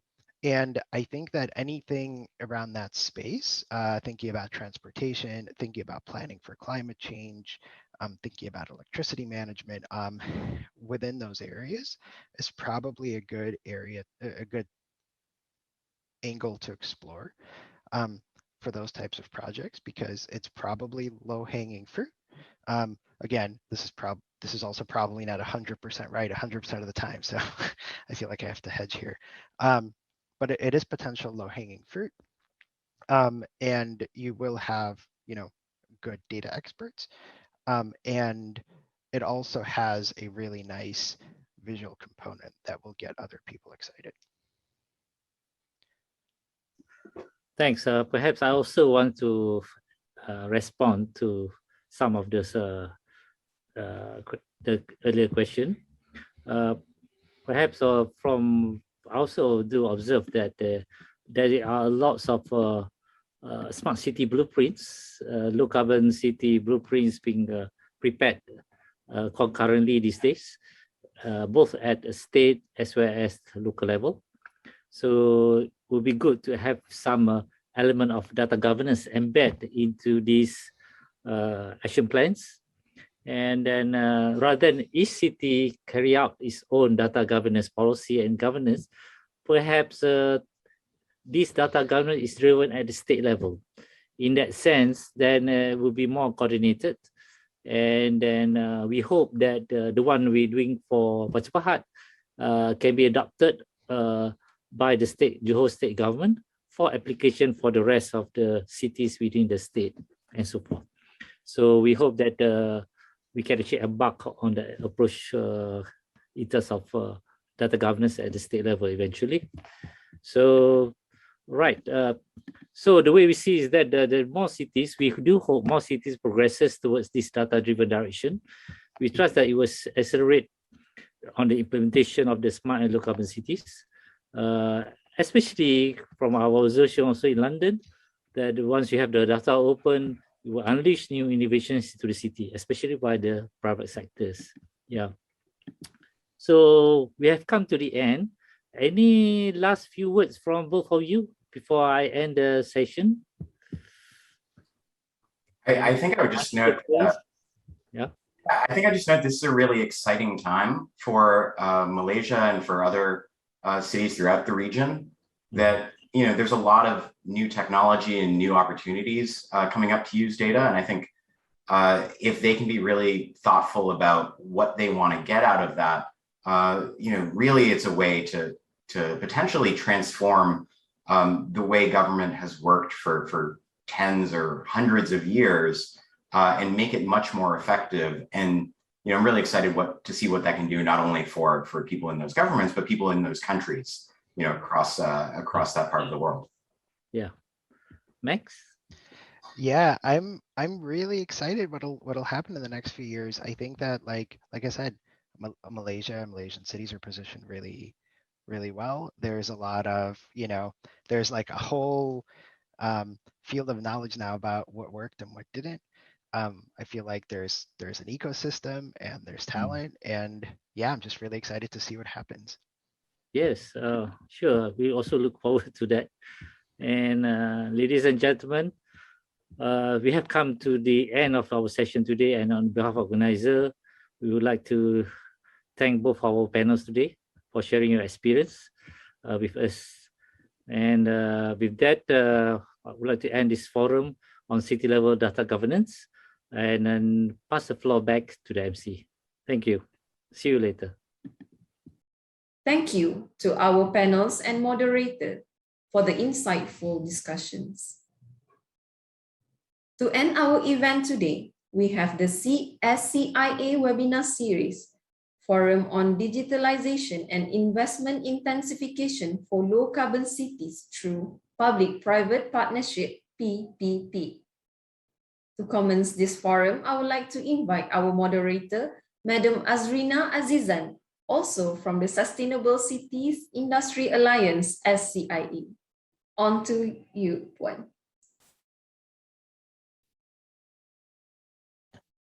Hello, everyone. Thank you for spending your time attending this webinar. It's 10:36 a.m. It's still early morning, and I hope everyone is still, hyped up for our next session. Okay.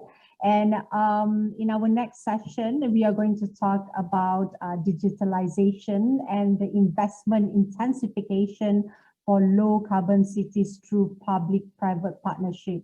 And I believe this is the most, I would say, a crucial and is a how people having challenges on how to have this private public partnership to create these low carbon cities that not also giving impact to the environment, but also the economic, us as a country. All right. So I believe that we all are aware Malaysia is constructing low carbon cities to reduce its carbon emission. And we as a nation has vowed to significantly reduce our carbon emission by 40% compared to the 2005 by 2020 and 45% by 2030. Contingent on adequate technology transfer and financing from the developed world. And here in Malaysia, Malaysian Green Technology and Climate Change Center, MGTC, which is formerly known as Malaysian Green Technology Corporation, or Green Tech Malaysia, acts as the government agency under the purview of Ministry of Environment and Water, and meant to lead the nation in the areas of green growth, climate change, mitigation, and climate resilient adaptation. And today we have a very diversified panels. I thank you for everyone. We have representative from MGTC, Mrs. Nur Hasliza, right? And we also have a representative from the ministry, Mr. Muhammad Farabi. And we also have a representative, Ms. Nur Haili from My Digital Corporation. On the investment side, we have Mr. Ahmad Redwan Sidek and also Mr. Abbas Ali from Kiwitech. Mr. Ahmad Redwan from Venture Tech. And we're looking forward to hear about these, the type of investment and the role in spurring the solution for low carbon cities. Okay, let's look into the first speaker, Ms. Nur Hasliza. According to, I guess, from my reading of one, according to MGTC, Klang Valley and urban conglomeration in Malaysia, centered around the capital of Malaysia, Kuala Lumpur, there are at least 3 city stakeholders working on the formation of low carbon cities, namely Kuala Lumpur, Putrajaya City, and including also Shah Alam City Council. So Puan, I believe with all these initiatives, right, MGTC is welcoming to collaborate with various private sectors. Can you share with us some of your, challenges? I'm sure there is a lot of challenges in advocating this kind of collaboration models, and how do you resistantly persuade these stakeholders to collaborate? Thank you, Azrina. Assalamualaikum warahmatullahi ta'ala wabarakatuh, and very good morning. Yeah, so as you all know that MGTC, as one of the agency under CASA, or Ministry of Energy, Ministry of Environment and Water. So we have started this low carbon cities framework initiative way back in 2011. Yeah, so it was quite some time. Yeah, we started this LCCF initiative, which we aim to guide the local authorities towards low carbon cities development. So this will also help in shifting our cities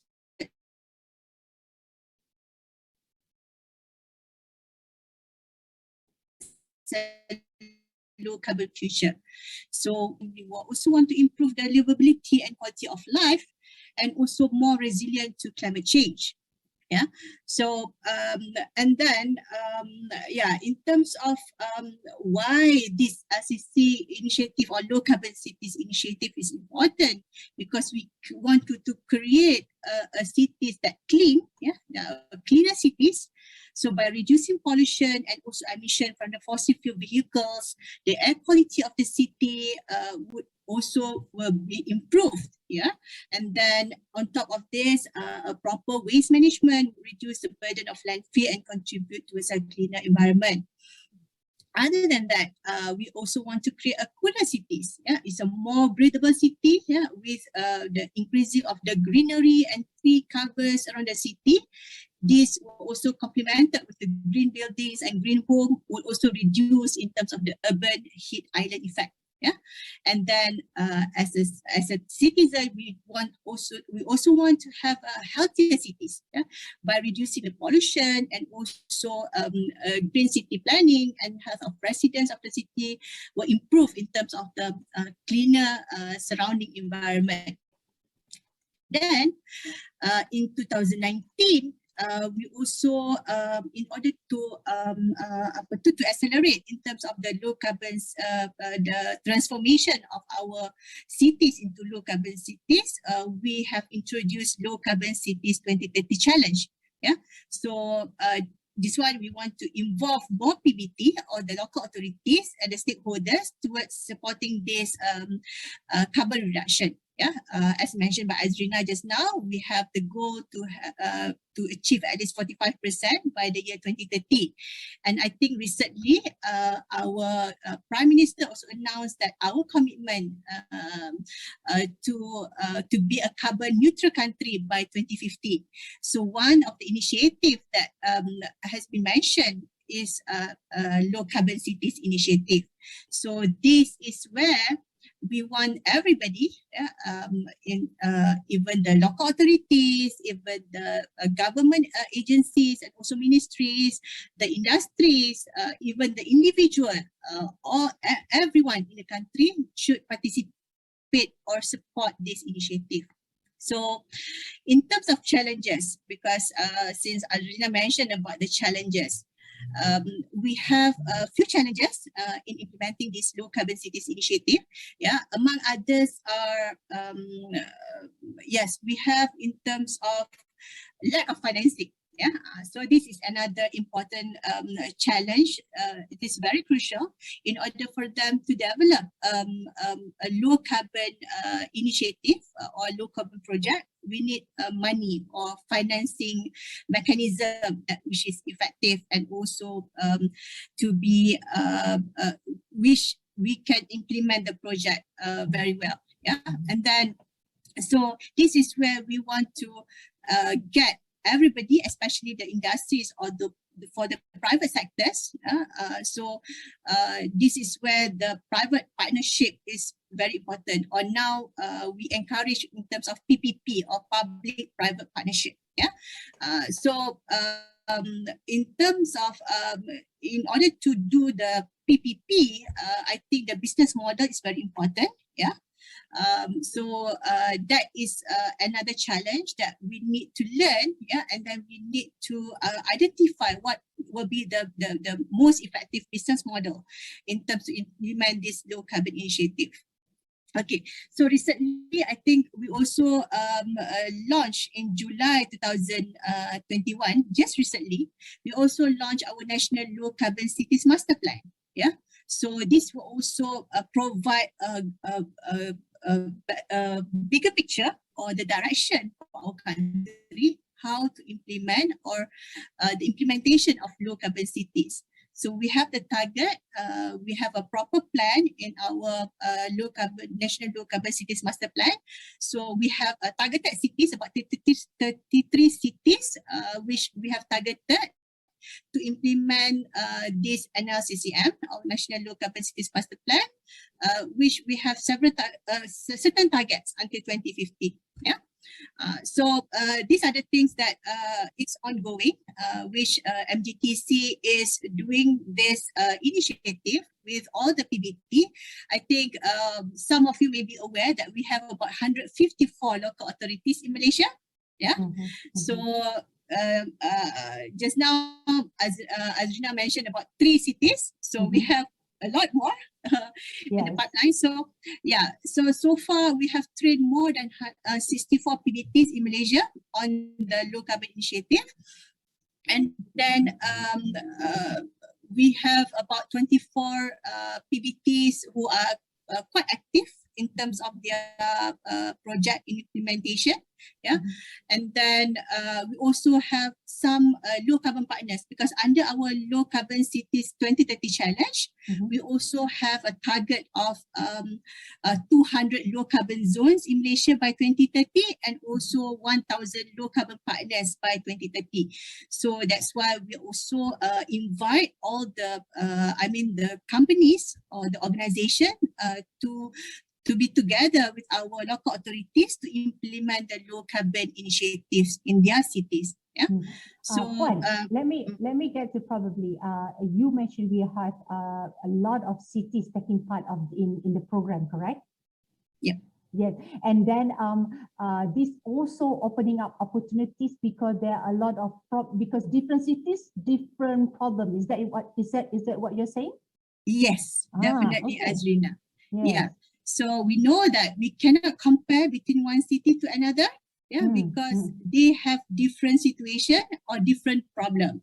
So that's why here we need to resolve this. What are the issues? That's why we have to identify, and then each city need to identify what are the areas that they want to reduce in terms of carbon emission. For example, now we have energy, waste, water, even transport sector or mobility, and also the greenery part. So these are the areas that we encourage the local authorities to start with their low carbon initiative. So that means a lot. Yes. So that means a lot of opportunities actually, because each cities would have different problems, correct? Yes, correct. Okay, all right. This is very should be very motivating for private sectors to come. So how is it? I mean, like if they are interested, if they are out there and watching this our session, what should they do? They should come and come to you, MGTC, and stating their interest. How's that? How's the procedure? Yes. All right. Yes, we open for their participation in our low carbon cities challenge. Yeah, and then we are now also in the process of rolling out our national low carbon cities master plan. So we are doing it continuously, and inshallah, we will try to approach everybody. Yeah, within this I think maybe within these 2 or 3 years, we hope that everybody is on board on this low carbon initiative. Yeah. All right. Thank you very much, Puan Hazriza. Okay, I think to the audience you have heard what are the assistance from MGTC, how they can provide, and this is very amazing because they are collecting challenges and hearing the problems, and because every local authority would have their own specific problems. Some of the cities are probably on sewage water, and some of it who has a lot of more factories, maybe carbon footprint problems. So you are most welcome to come on board with MGTC on this, and state what you can help to solve. And even if local authority, if you have problems, do come by and tell what do you need to solve in order to make sure that your areas are towards the smart cities and low carbon cities. So let's moving on. There's a lot of focus around cities development and aspiring to move towards green city through the initiative of enhancing ecology, biodiversity, and application of green technology, infrastructures, practices in city planning and management, and adopting sustainable building practices, for instance, and establishing green model communities. We have all this, bits and pieces here and there, of course, according to the needs of the particular cities. And my question to Mr. Parbi,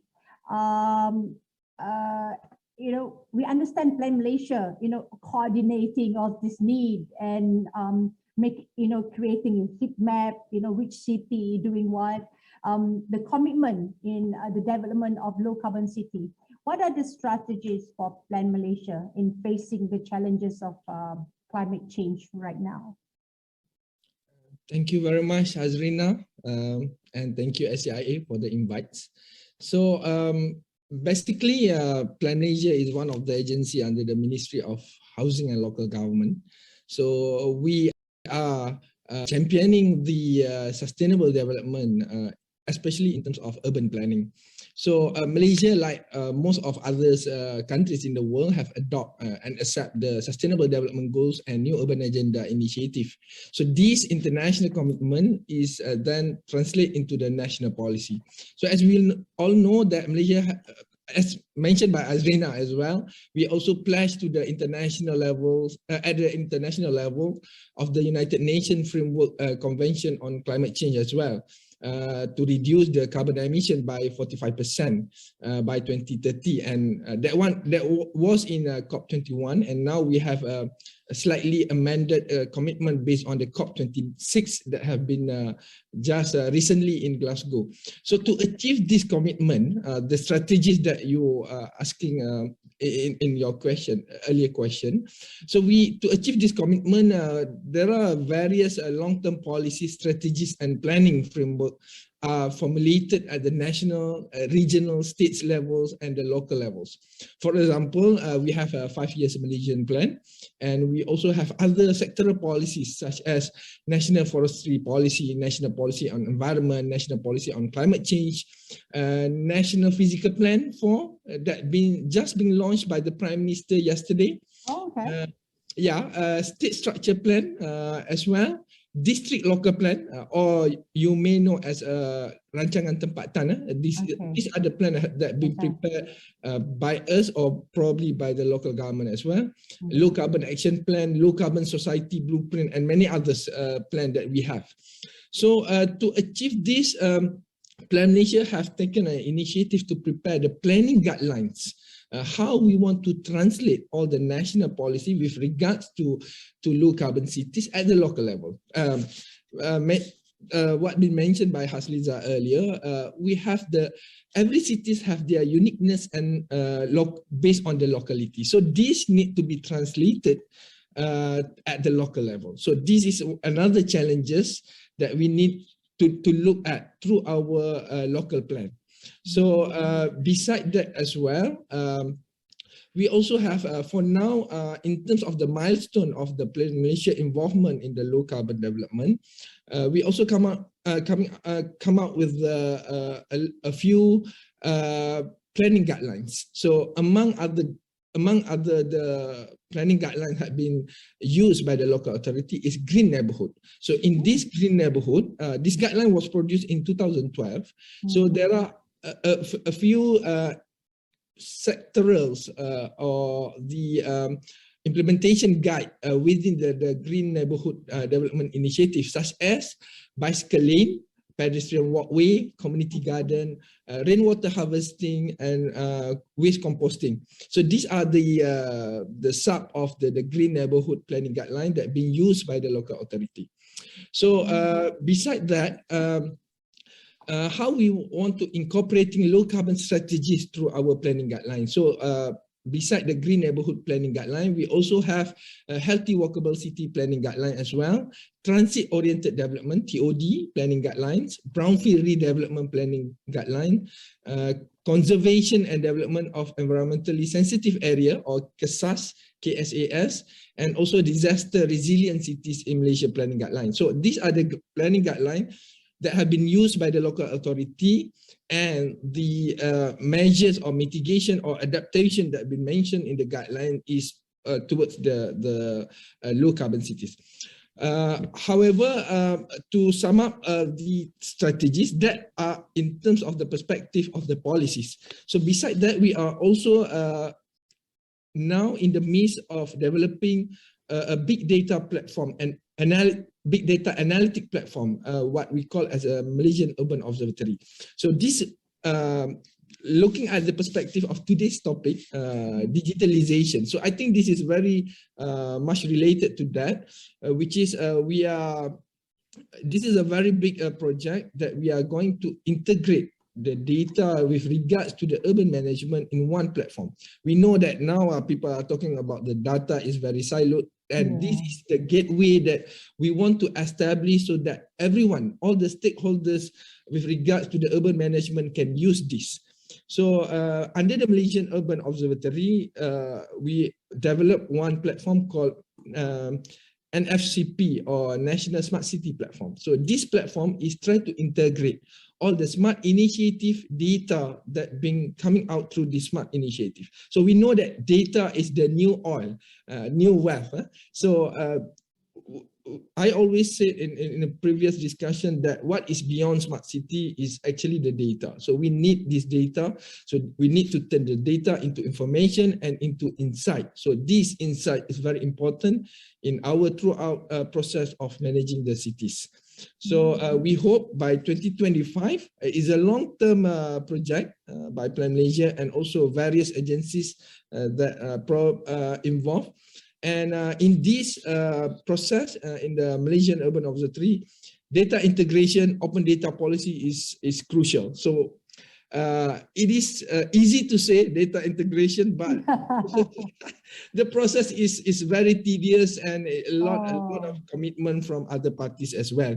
Correct, So can I ask yeah, from your perspectives, you know, I'm very much interested when you're talking about data, that, you know, I love the effort, and from the policymaker point of view, because, you know, you probably have a different exposure of mindset. And then when you talk about open data, right? Do you also face the challenges in advocating and creating awareness at the local level, like, you know, the local authority about data? Do you have that mindset challenges also?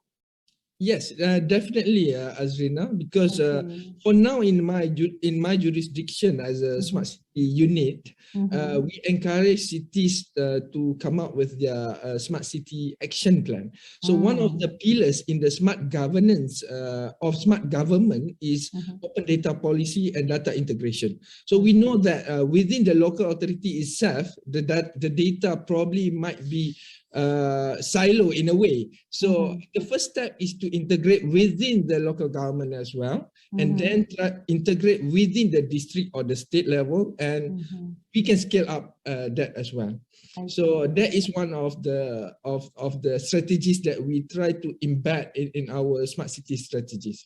So with regards to today's topic on the PPP, so I would like to touch on how smart city can be empowered to achieve the low carbon cities. So these two things are very interchangeable. Smart cities, low carbon cities, they are very much related. So towards that, we are also coming out, we are developing, actually it's not developing, we call as adoption, we call as identical adoption. There is one standard at the global level by ISO called ISO 37122. So in this standard, there are 80 indicators with regards to how to measure the smartness of the city.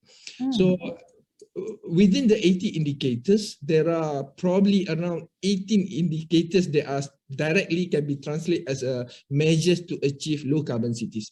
So looking at these 18 measures, the challenges is how the local government want to accelerate the implementation, such as in terms of energy, environment and climate change, housing, solid waste and everything. So this is when the PPP need to come in. So I do believe a lot of pressure have been put at the local government with the limited capacity building, financial aspect and everything. So I do believe PPP is the best implementation approach for now that can be utilized and leveraged. So I'm very full support of the PPP, and as mentioned by Hasliza, there is a 154 local government. There is a full opportunity to scale up this, and we would welcome the private sectors industry to come in to help and assist the local government to achieve the smart city and in a way to achieve the low carbon. That is very, very interesting. You know, Mr. Paravi, imagine you have 154 local authorities, and at minimum you have 154 problems at minimum, right? Yes. At minimum. And imagine if one city at minimum have two, you know, you just keep, you know, double it up, you know, triple it up. So at minimum we have 154 minimum. And have you ever seen any city that have more than 3 problems? Yes, Definitely, when we look at the cities, yeah, a lot of issues. Okay, great. Thank you very much, Plan Malaysia. And moving on, we believe that My Digital Corporation is a mean addition to the ecosystem. Would you please introduce what is My Digital Corporation, Ms. Nurhaili Mazra, and what is your role into this, in creating robust ecosystem in achieving low carbon city?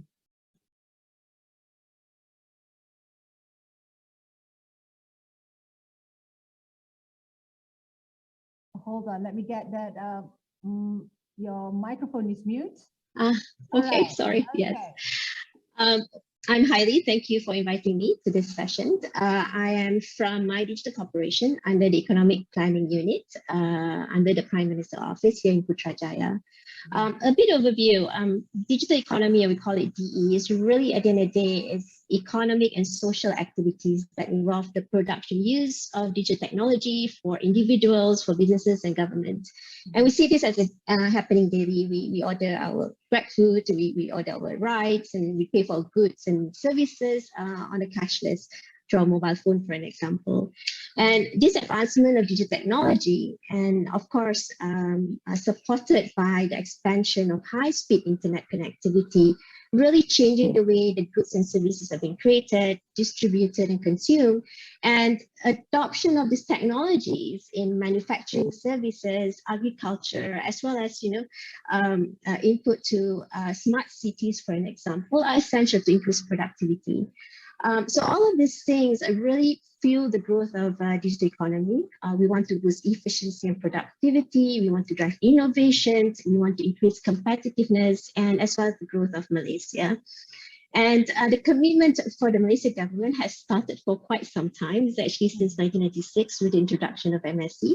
And recently, Prime Minister had launched the My Digital Blueprint earlier in February to really encapsulate what we can do and really putting that focus and priority and driving digital economy. Malaysia, just give a bit of snapshot why we're doing with the landscape. We rank 41 out of 180 countries in the Digital Adoption Index, and we have expanded our connectivity infrastructure.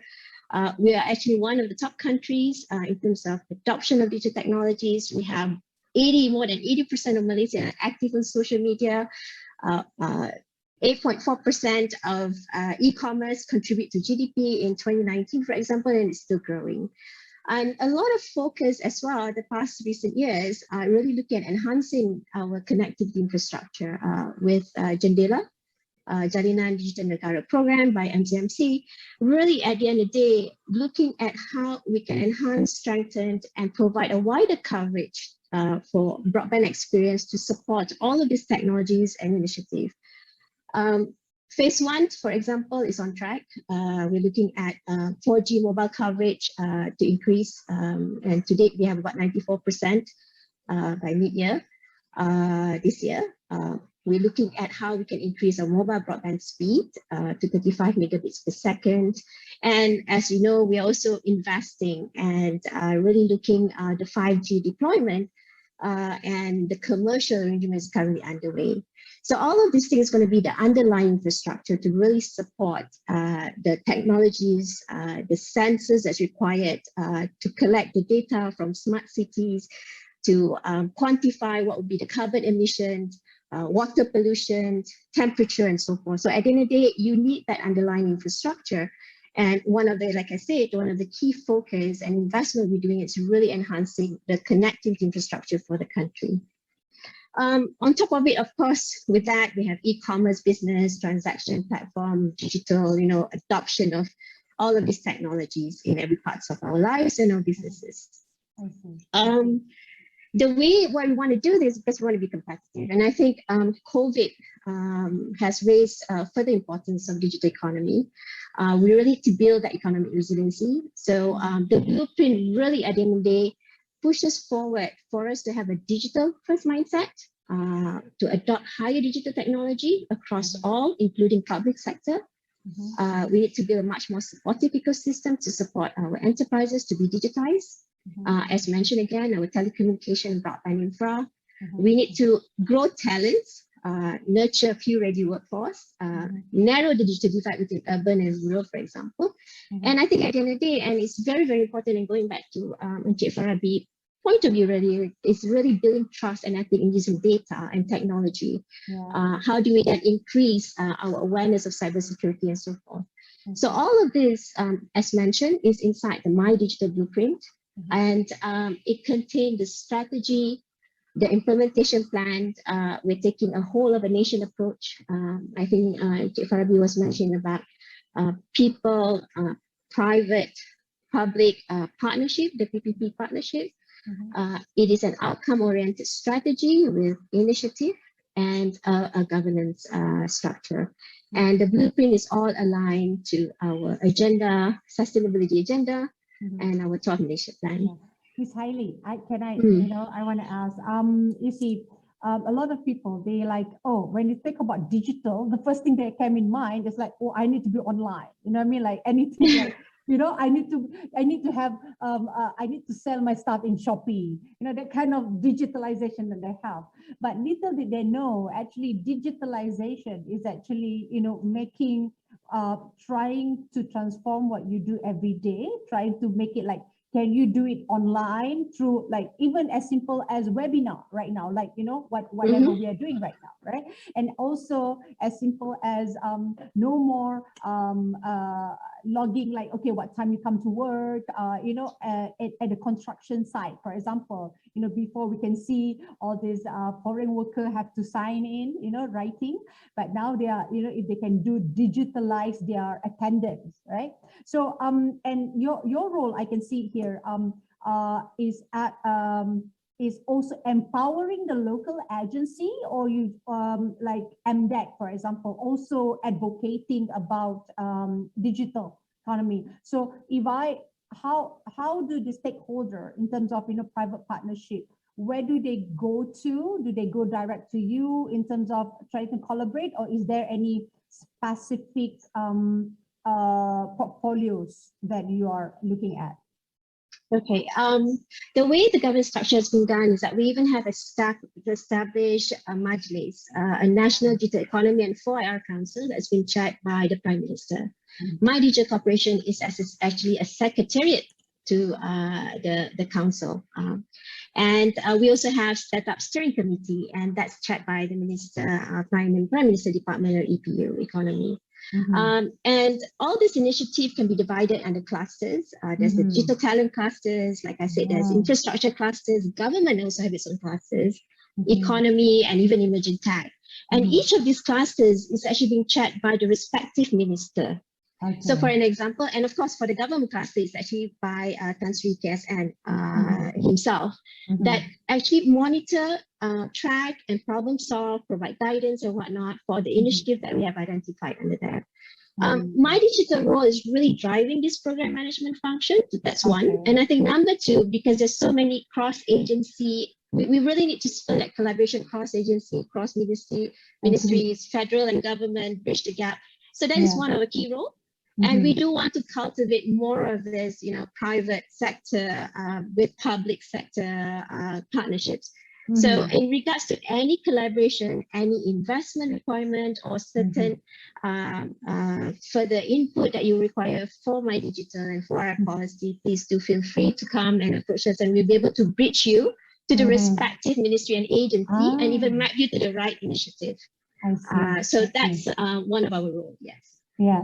So basically, it's like a focal point. So if there is a private sectors out there who are listening to our webinar and that they want to take part, and their solution may also be cut across many, correct? So they can come to you, and then you're able to architect what sort of collaboration and which agencies that you be able to introduce them to. Am I correct? All right. Yes. Okay. Yes. I think this is what missing in the perspective of the stakeholders and audiences.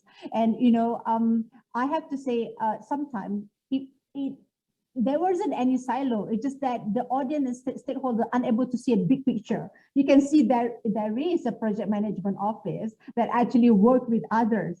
But the fact that they only see in one narrow, that they cannot see the whole big picture. You know what I mean? So one of the things that we had started is really also trying to push a lot more digital investment, not just foreign, but domestic as well. So if there is any interest to really explore Malaysia for digital investment and to look for partners, collaborations, more than happy to provide the support and the facilitation. Yes. Very, very interesting. Okay, so moving on to investment. So I believe that venture capital role is very vital in finding funding and growing companies that can create, maybe breakthrough solution to otherwise intractable problems, right? And I believe, I think you guys, audience out there, agree with me that solving climate change is like cleaning a dirty laundry. You have a pile of, only get the pile of audiences, how to say, the gas in the air. We pick up a deal with each piece of clothing. No one solution. That's more important. Like no one solution, and that can stop the production of these greenhouse gases. In fact, right? So so my questions to venture tech, right? So what sort of how do you see this moving forward? Like what sort you are spurring, you're trying to motivate investment and solution in terms of a low carbon city solution that can create empower stronger economic impact in Malaysia. Would you be able to share what's venture tech mission and what type of investment you are looking out towards the low carbon cities mission? Right. Assalamualaikum. Good morning, everyone. I think it's still morning, not yet afternoon. Not yet. Not yet. So thank you, Azrina, again for the opportunity, Sustainable Cities Industry Alliance, and to all the very distinguished panel members. Let me start by introducing myself. I'm Ahmad Rizwan. Venture Tech, we are principally an investment company.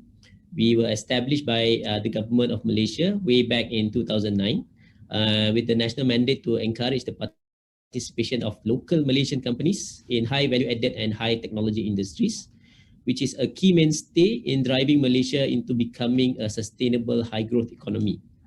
So we assume a catalytic role to assist in the transformation of the nation's economic development trajectory by advancing the capability of local technology-based companies in our targeted growth areas, which are bio-based, green, and also emerging industries, which is our aim is to provide new opportunities for growth to generate socio-economic benefits to Malaysia and also its people. This is achieved by collaborating with our key ministries, lead development agencies, and also financial institutions, right? So in terms of the mission, our mission is to increase the number of viable, competitive, regional, and global companies locally in strategic and high value-added industries, which will be driven by our investment strategies, which is customized to address the existing critical funding gaps within the ecosystem, right? So also in line with the shared prosperity vision of 2030 by the government of Malaysia, Venture Tech is actually well positioned to play the strategic role in driving the structural reform in economic policies needed to accelerate the economy's upward shift towards an advanced and knowledge-based economy, right? Through also our impact investment approach, we continue to emphasize on the socio-economic multipliers that can be created through our investments, which aim to expand the benefits to include the wider community while accelerating productivity growth. So to further enhance the impact investment role and framework of Venture Tech, actually we are also part of the Global Impact Investing Network, which is actually headquartered in New York. It is a leading organization with breadth of global alliances and 340 members across 47 countries worldwide, which are focusing on the impact investment domain, dedicated to increase the scale and effectiveness of impact investing. Because now we are looking not just investment to maximize returns, but actually how do we make the world a better place, right? through an impact investing. So that's a little bit about venture tech. In terms of portfolio companies, currently we have around 23 companies that we have invested in, with a total collective valuation of near 1.2 billion ringgit. So we are always looking for strategic companies and also companies which would make an impact not just to Malaysia but also to the rakyat as a whole. Right? Yeah. So in terms of again your question about alleviating the problems of the world, like for example low carbon cities and all that. So the investment team of venture tech is very much in line with those themes that we are talking about, and also being a part of the Global Impact Investment Network, it shows that our investment thesis and our investment mandate is also in line in those kinds of investment into projects and also companies which are in line with achieving those goals. I see. I believe that for the last half century, I think also practice around the world that VC funded businesses have been pivotal source of transformative innovation. For example, they need to do lot in, we have 154 cities at minimum, right? So 154 cities, maybe another city might have a different problem than another, and then they need to do some adjustment in their solutions and whatnot. And I believe that the financing, continuous financing and support would be vital in order for them to do, to first, I think this private sector, this company can create more jobs, and then because of the solutions, and also to make sure that there's if it's local company, and it could be sustainability for our local economics strength. Am I correct? Yep. So basically, when we look at why companies actually exist, right?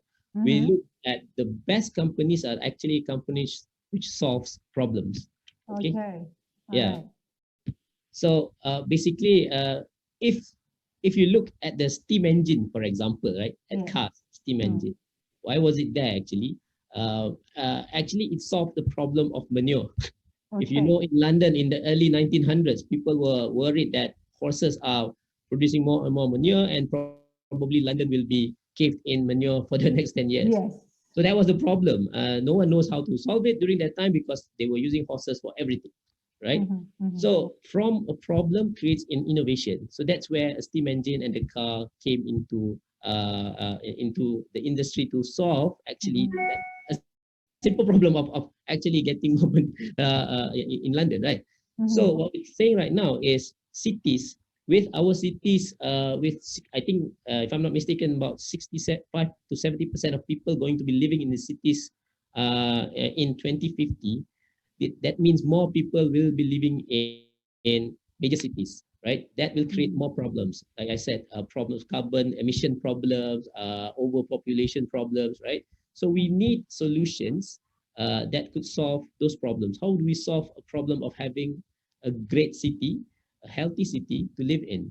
So this is where companies with solutions in the smart city, in the low cities, in the low carbon cities is going to be solving those problems. So in terms of investment perspective, investors will look at companies which would be able to solve those problems efficiently, right? So this is where the marriage between innovative solutions and investors come into play. Again, we look at the companies that could solve those problems because we know those problems are coming in the next 20, 30 years, right? So this is fact, okay? And also, when you talk about global warming, they're talking about the world will be increased by 2.5 degrees Celsius, right?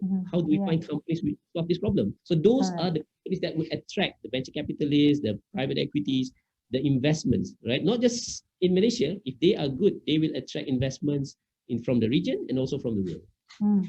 Are you is venture tech currently only looking for looking at the local businesses, I mean Malaysian businesses, or are you also open to the foreign businesses that would like to have a footprint in Malaysia? Okay, so on that note, currently because venture tech, we are mandated by the government through EPU, right? Okay. So our mandate is to look at local Malaysian companies. Fair enough. However, going forward, we would Mhm. also like to partner with international financiers, international private equity players, which would then expand our horizon to more than just Malaysia. However, the theme would still be on how do we make Malaysia benefit from these investments. Like say, for example, in the future, should venture tech invest in, say, Indonesian company? How does that investment benefit Malaysia? I think that's more in line with the theme of developmental role that we have in venture tech. Yeah, so that also include, for example, how many Malaysian employed from this investment, and also you would also look into the technology transfer, correct? Correct. Right. Actually, we don't like to use the word technology transfer. Oh, okay. What is the next Right. word? What is So the next word? we like that technology to be actually domiciled and also basically born in Malaysia rather than getting it from somewhere else. I mean, this is just on a personal experience, right? So being a government mandated company, it's better if we have something which is originated from Malaysia, local product, barang buatan Malaysia, which we could be proud of, right? But that could also happen either through technology acquisition, not just technology transfer, right? Technology acquisition, what is stopping us from thinking big, for example? Right? Understood. So you were saying just now, you mentioned a number of 25 companies that you currently have in your pipeline. Oh, actually, in our portfolio, we have nearly 23 companies. 23, that is okay. already invested by venture tech. Ah, okay. And yeah, they are not only in the clean tech and green technology industry, right? They are also in various others, or only 23 only in this clean tech and green technology? Oh, actually, those 23 companies are in the three mandated sectors of investment of venture tech, which is the biotech and bio-based industry, which include pharmaceutical, medical devices. Have a green technology industry, which also includes renewables, waste to energy. And the third one is emerging industry, which includes, for example, drone technology, IoT, for IR. So those are the three mandated industries that we invest in. And from those three, this is where the 23 companies are. In your experience, Mr. Rizwan, how difficult it is to find these companies that actually can actually solve a problem? Do you think do you find it difficult, or do we have abundance of these entrepreneurs in Malaysia? Good question, right? It's actually, to say that it's very difficult would not be right, and to say that it's very easy would also not be so right. Right? Okay. But we believe at the end of the day, it's about what are the problems that these companies are solving. Okay, and certain problems are, there's core problems in the world since the beginning of time. Say, for example, mobility, food, right? So those are problems that exist since before the Industrial Revolution and all that, right? It will still be there for the next few hundreds of thousands of years, correct? So the question is, how do we find a company which solves those problems better, through innovation and also efficiently? And Malaysia, I think we do have a lot of companies with innovation, with the right mindset, with the right growth mindset, right? But actually, it is a matter of how to find them, how to find the good ones, how to find the sustainable ones. Because again, sometimes approach changes. Like I said, in London in the early 1900s, the approach to solve mobility is through horses, right? So if I have a company, breeding horses for transportation in London in 1910, so that business might not be sustainable for the next 20 years, right? It's solving. It does solve the mobility problem, right? So how do we know what trends and also disruption are coming to solve that problem. And those are the kinds of companies that we probably like to invest in. Okay, all right. So that means to the audience out there, I mean, it doesn't mean that you can build one sensor and put it in a river or put it somewhere and detect some, you know, some move of the clouds, or, you know, it doesn't get you the criteria yet, right? Mhm. Okay. So we actually like to look at technology as an enabler rather than technology as the main selling point. If a technology does not solve a problem, if a technology is just there, like I said, just to look sexy, but does not do anything to solve a particular problem, then in a way that technology might not get funded, because like I said, investors, they look at how do we maximize the use of this technology, and most often it's about you make money by trying by solving people's problem, right? Using technology as the enabler. Okay, all right. So with all this, I want to move on to, you know, while we're talking about this, you know, the complexity a technology could bring, and all this potential, how to say this, solution complexity we have. As minimum, I really want to go back and thank you for Plan Malaysia for highlighting this. We had Plan Malaysia MGTC to highlight this. Imagine, let's go for a benchmark of 154 cities, right? You have 154 cities at minimum to solve 154 real solutions. And I'm so sure that the technology complexity or the talent is going to be the next questions. Like, okay, is there a lot of entrepreneurs or talent to work with these technology companies to help them to deliver better, to, you know, to help them to produce solutions that really needed by this city? So I guess my next question to Mr. Abbas. So I understand you are the one of the solution provider. You are one of the private sector, and having to know you have a challenge 154 at minimum challenge. Yes. So how do you able to find the right talent or entrepreneur to work with? Is it a challenge of, for you at this point? And what are you currently doing to mitigate this problem? Great. Thank you very much, Azrina, and for the question, and thank you very much, CIA, for this platform bringing up. Now, before Azrina answer your question, I'd like to introduce myself. I'm Abbas. I'm the CTO at KiwiTech, and like Azrina said, we are representing in this equation. We are representing the private side of this public-private partnerships. So KiwiTech has endured for the same questions for last 4 to 5 years, and we have come across a number of during our solution providing during our endeavors in Malaysia. We have come across a number of cities. Our presence is in like 30%, more than 30% of the eligible market in Malaysia. And through that sheer volume, we come across number of issues, number of challenges. But Azrina, the underlying problems, underlying challenges are basically the same, which we need to address. One of the challenges is the infrastructure.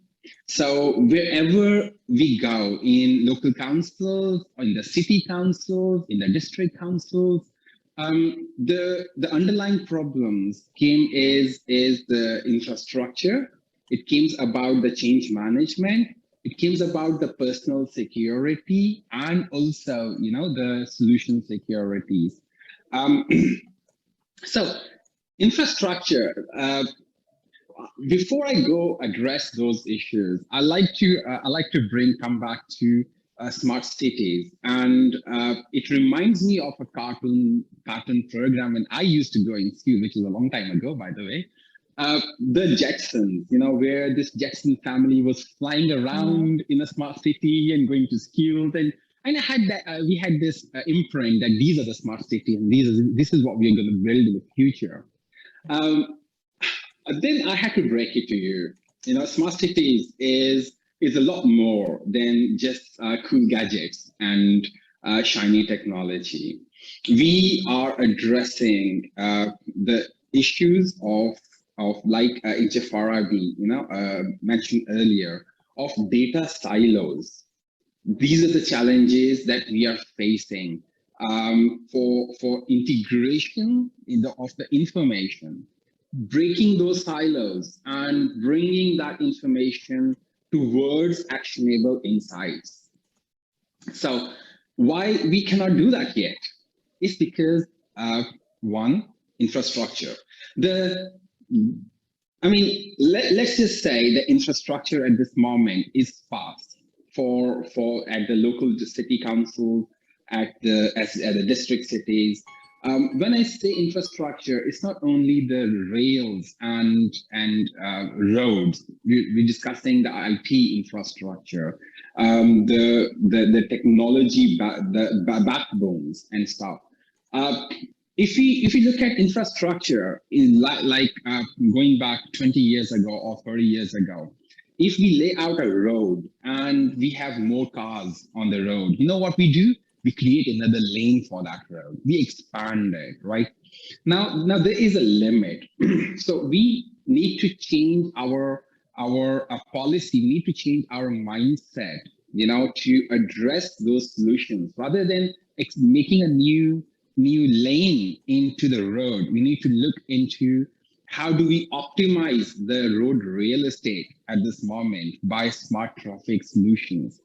Now, the same goes into the smart city solutions, that's related to underlying problems. Now,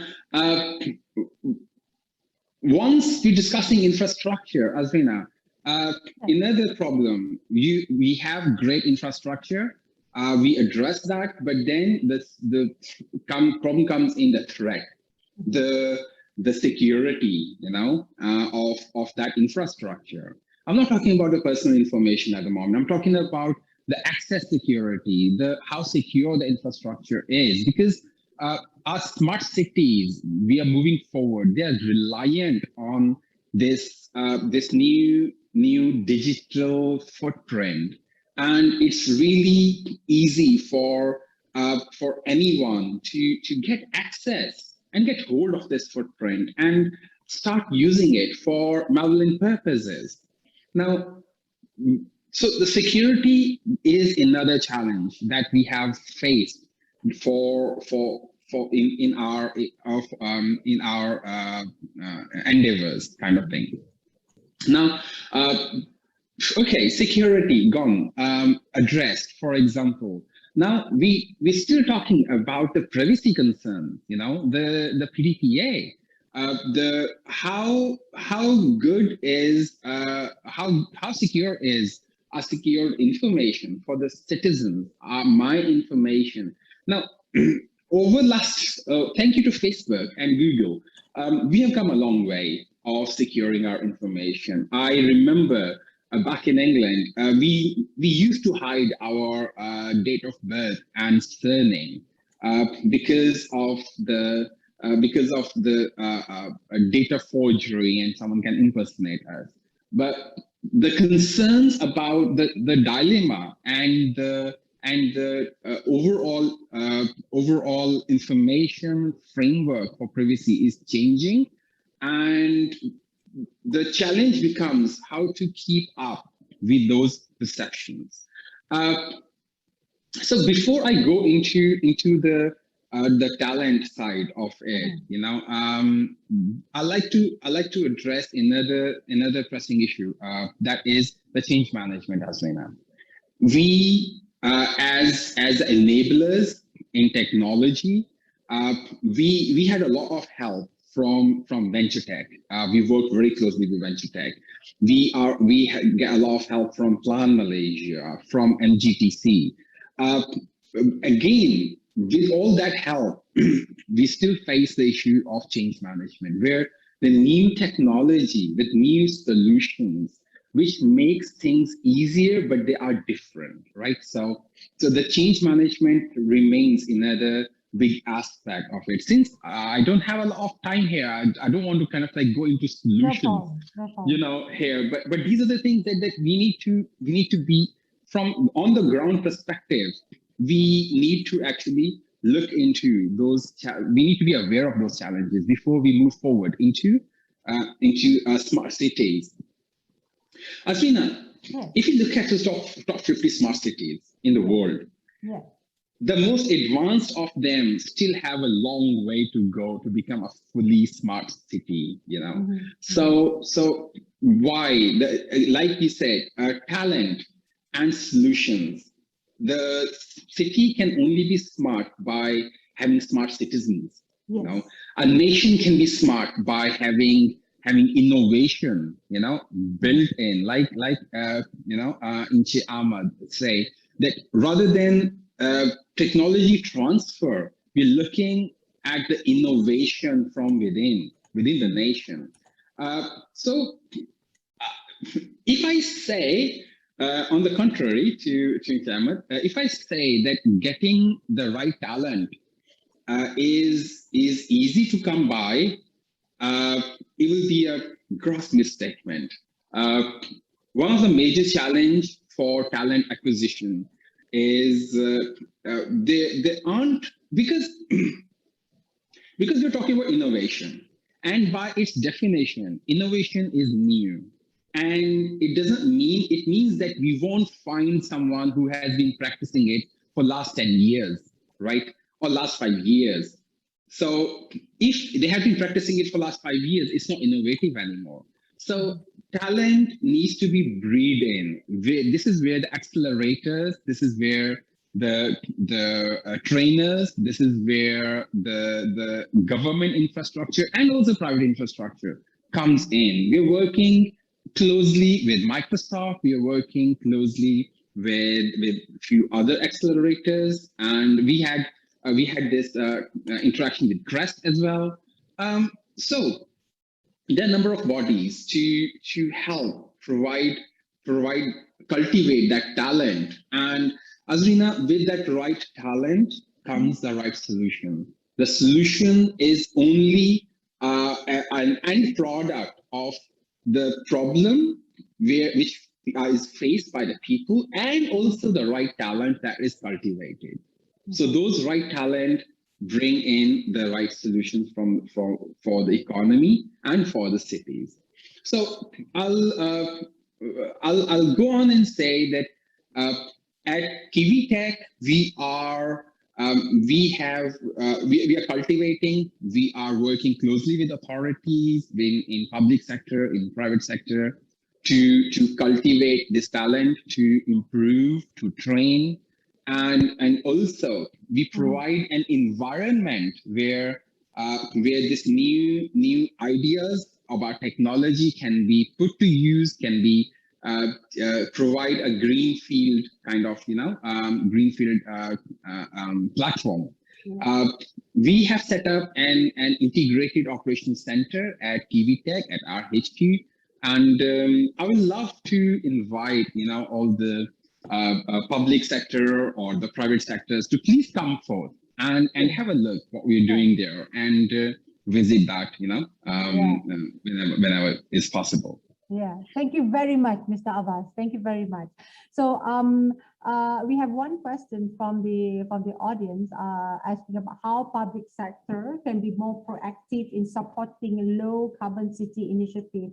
I guess these questions have been answered in between by throughout from MGTC, and then you are also welcome by Plan Malaysia. You're also welcomed by My Digital Corporation, and you can see the example of how proactive Kiwi Tech in approaching the stakeholder in order to come up with scenarios and cases to, you know, for testing ground and working with the local authority.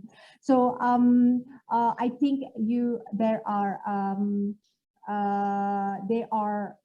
various channels right here. We have all the stakeholders in our session today, and to those who are, I would like to also give thoughts about what is SAIA. SAIA, Smart City Alliance, Innovation and Alliance, is a collaborative efforts that brings together the private sectors, you know, such as we are bringing the private companies. You can see from our talks before, we have global reach out to partners, smart city solution partners in Canada, and also we are working with the local cities in other countries. We are also bringing businesses and allied organizations to improve the life of Malaysians and near regions. We established this alliance to advocate cities to be smarter, and in this context is to reduce carbon and promote investment that is outcome driven and can be applied regionally to advance the civic innovations in Malaysia. And we collaborate very closely with our panels represented here, MGTC, Plan Malaysia, APU via My Digital Corp, and also Venture Tech. And it is also important to mention that our alliance focus on actionable innovation, and our innovation processes in these alliances, a group of people with same mission to identify opportunities to test potential technology solution across local authorities and, you know, broad range of communities, because we believe experiential learning is a key to smarter cities. And as I mentioned, and in this focus is establishing low carbon areas. And to all these stakeholders out there, it is very important for us to achieve these low carbon areas in Malaysia, because a lot of other bigger FDI investors out there, they have to comply and it is their obligation to comply, to have their factories, to have their operation to be established in this particular regulation, as mentioned by Plan Malaysia and other stakeholders as well. Yeah. So it is important for us to create this environment for them to come into Malaysia and set up their factories, set up their operation, and even be part of our local economics. So hence we are calling out to all the stakeholders out there, come and support us, support our stakeholders here today, because we are in dire to create this environment, to create more of this area to attract foreign direct investment, and also the current investors here to expand into low carbon areas, because without them complying, for example, in EU, European Commission, their market might be restricted if they did not comply to have their operation in this area. So I guess with that, I would like again to thank you to all our panels, Mrs. Nur Hasliza, Mr. Farabi, Mrs. Nur Haili, Encik Ahmad Redwan, and Abbas for sharing your thoughts and sharing the opportunities. Remember, we have at minimum 154 solutions to solve. Yes. So we welcome everyone to take part of this movement, to take part of this current situation. Right. So thank you to this organizer. Thank you for for this agent and opportunity for all of us to come up together and share our thoughts. Thank you. Thank you. Thank you again to our panels and moderator for the fruitful discussion. As we have arrived toward the end of today's event, and on behalf of the event organizer, the Malaysian Green Technology and Climate Change Center, MGTC, and the Kiwi Tech Group, we would like to extend our gratitude for your participation and trust that we will continue to intensify collaborative efforts toward a sustainable future for all. For further information on our initiative, you may visit our websites www.kiwitech.com.my, www.scia.my. To this end, see you again in future SCIA webinar series and stay safe.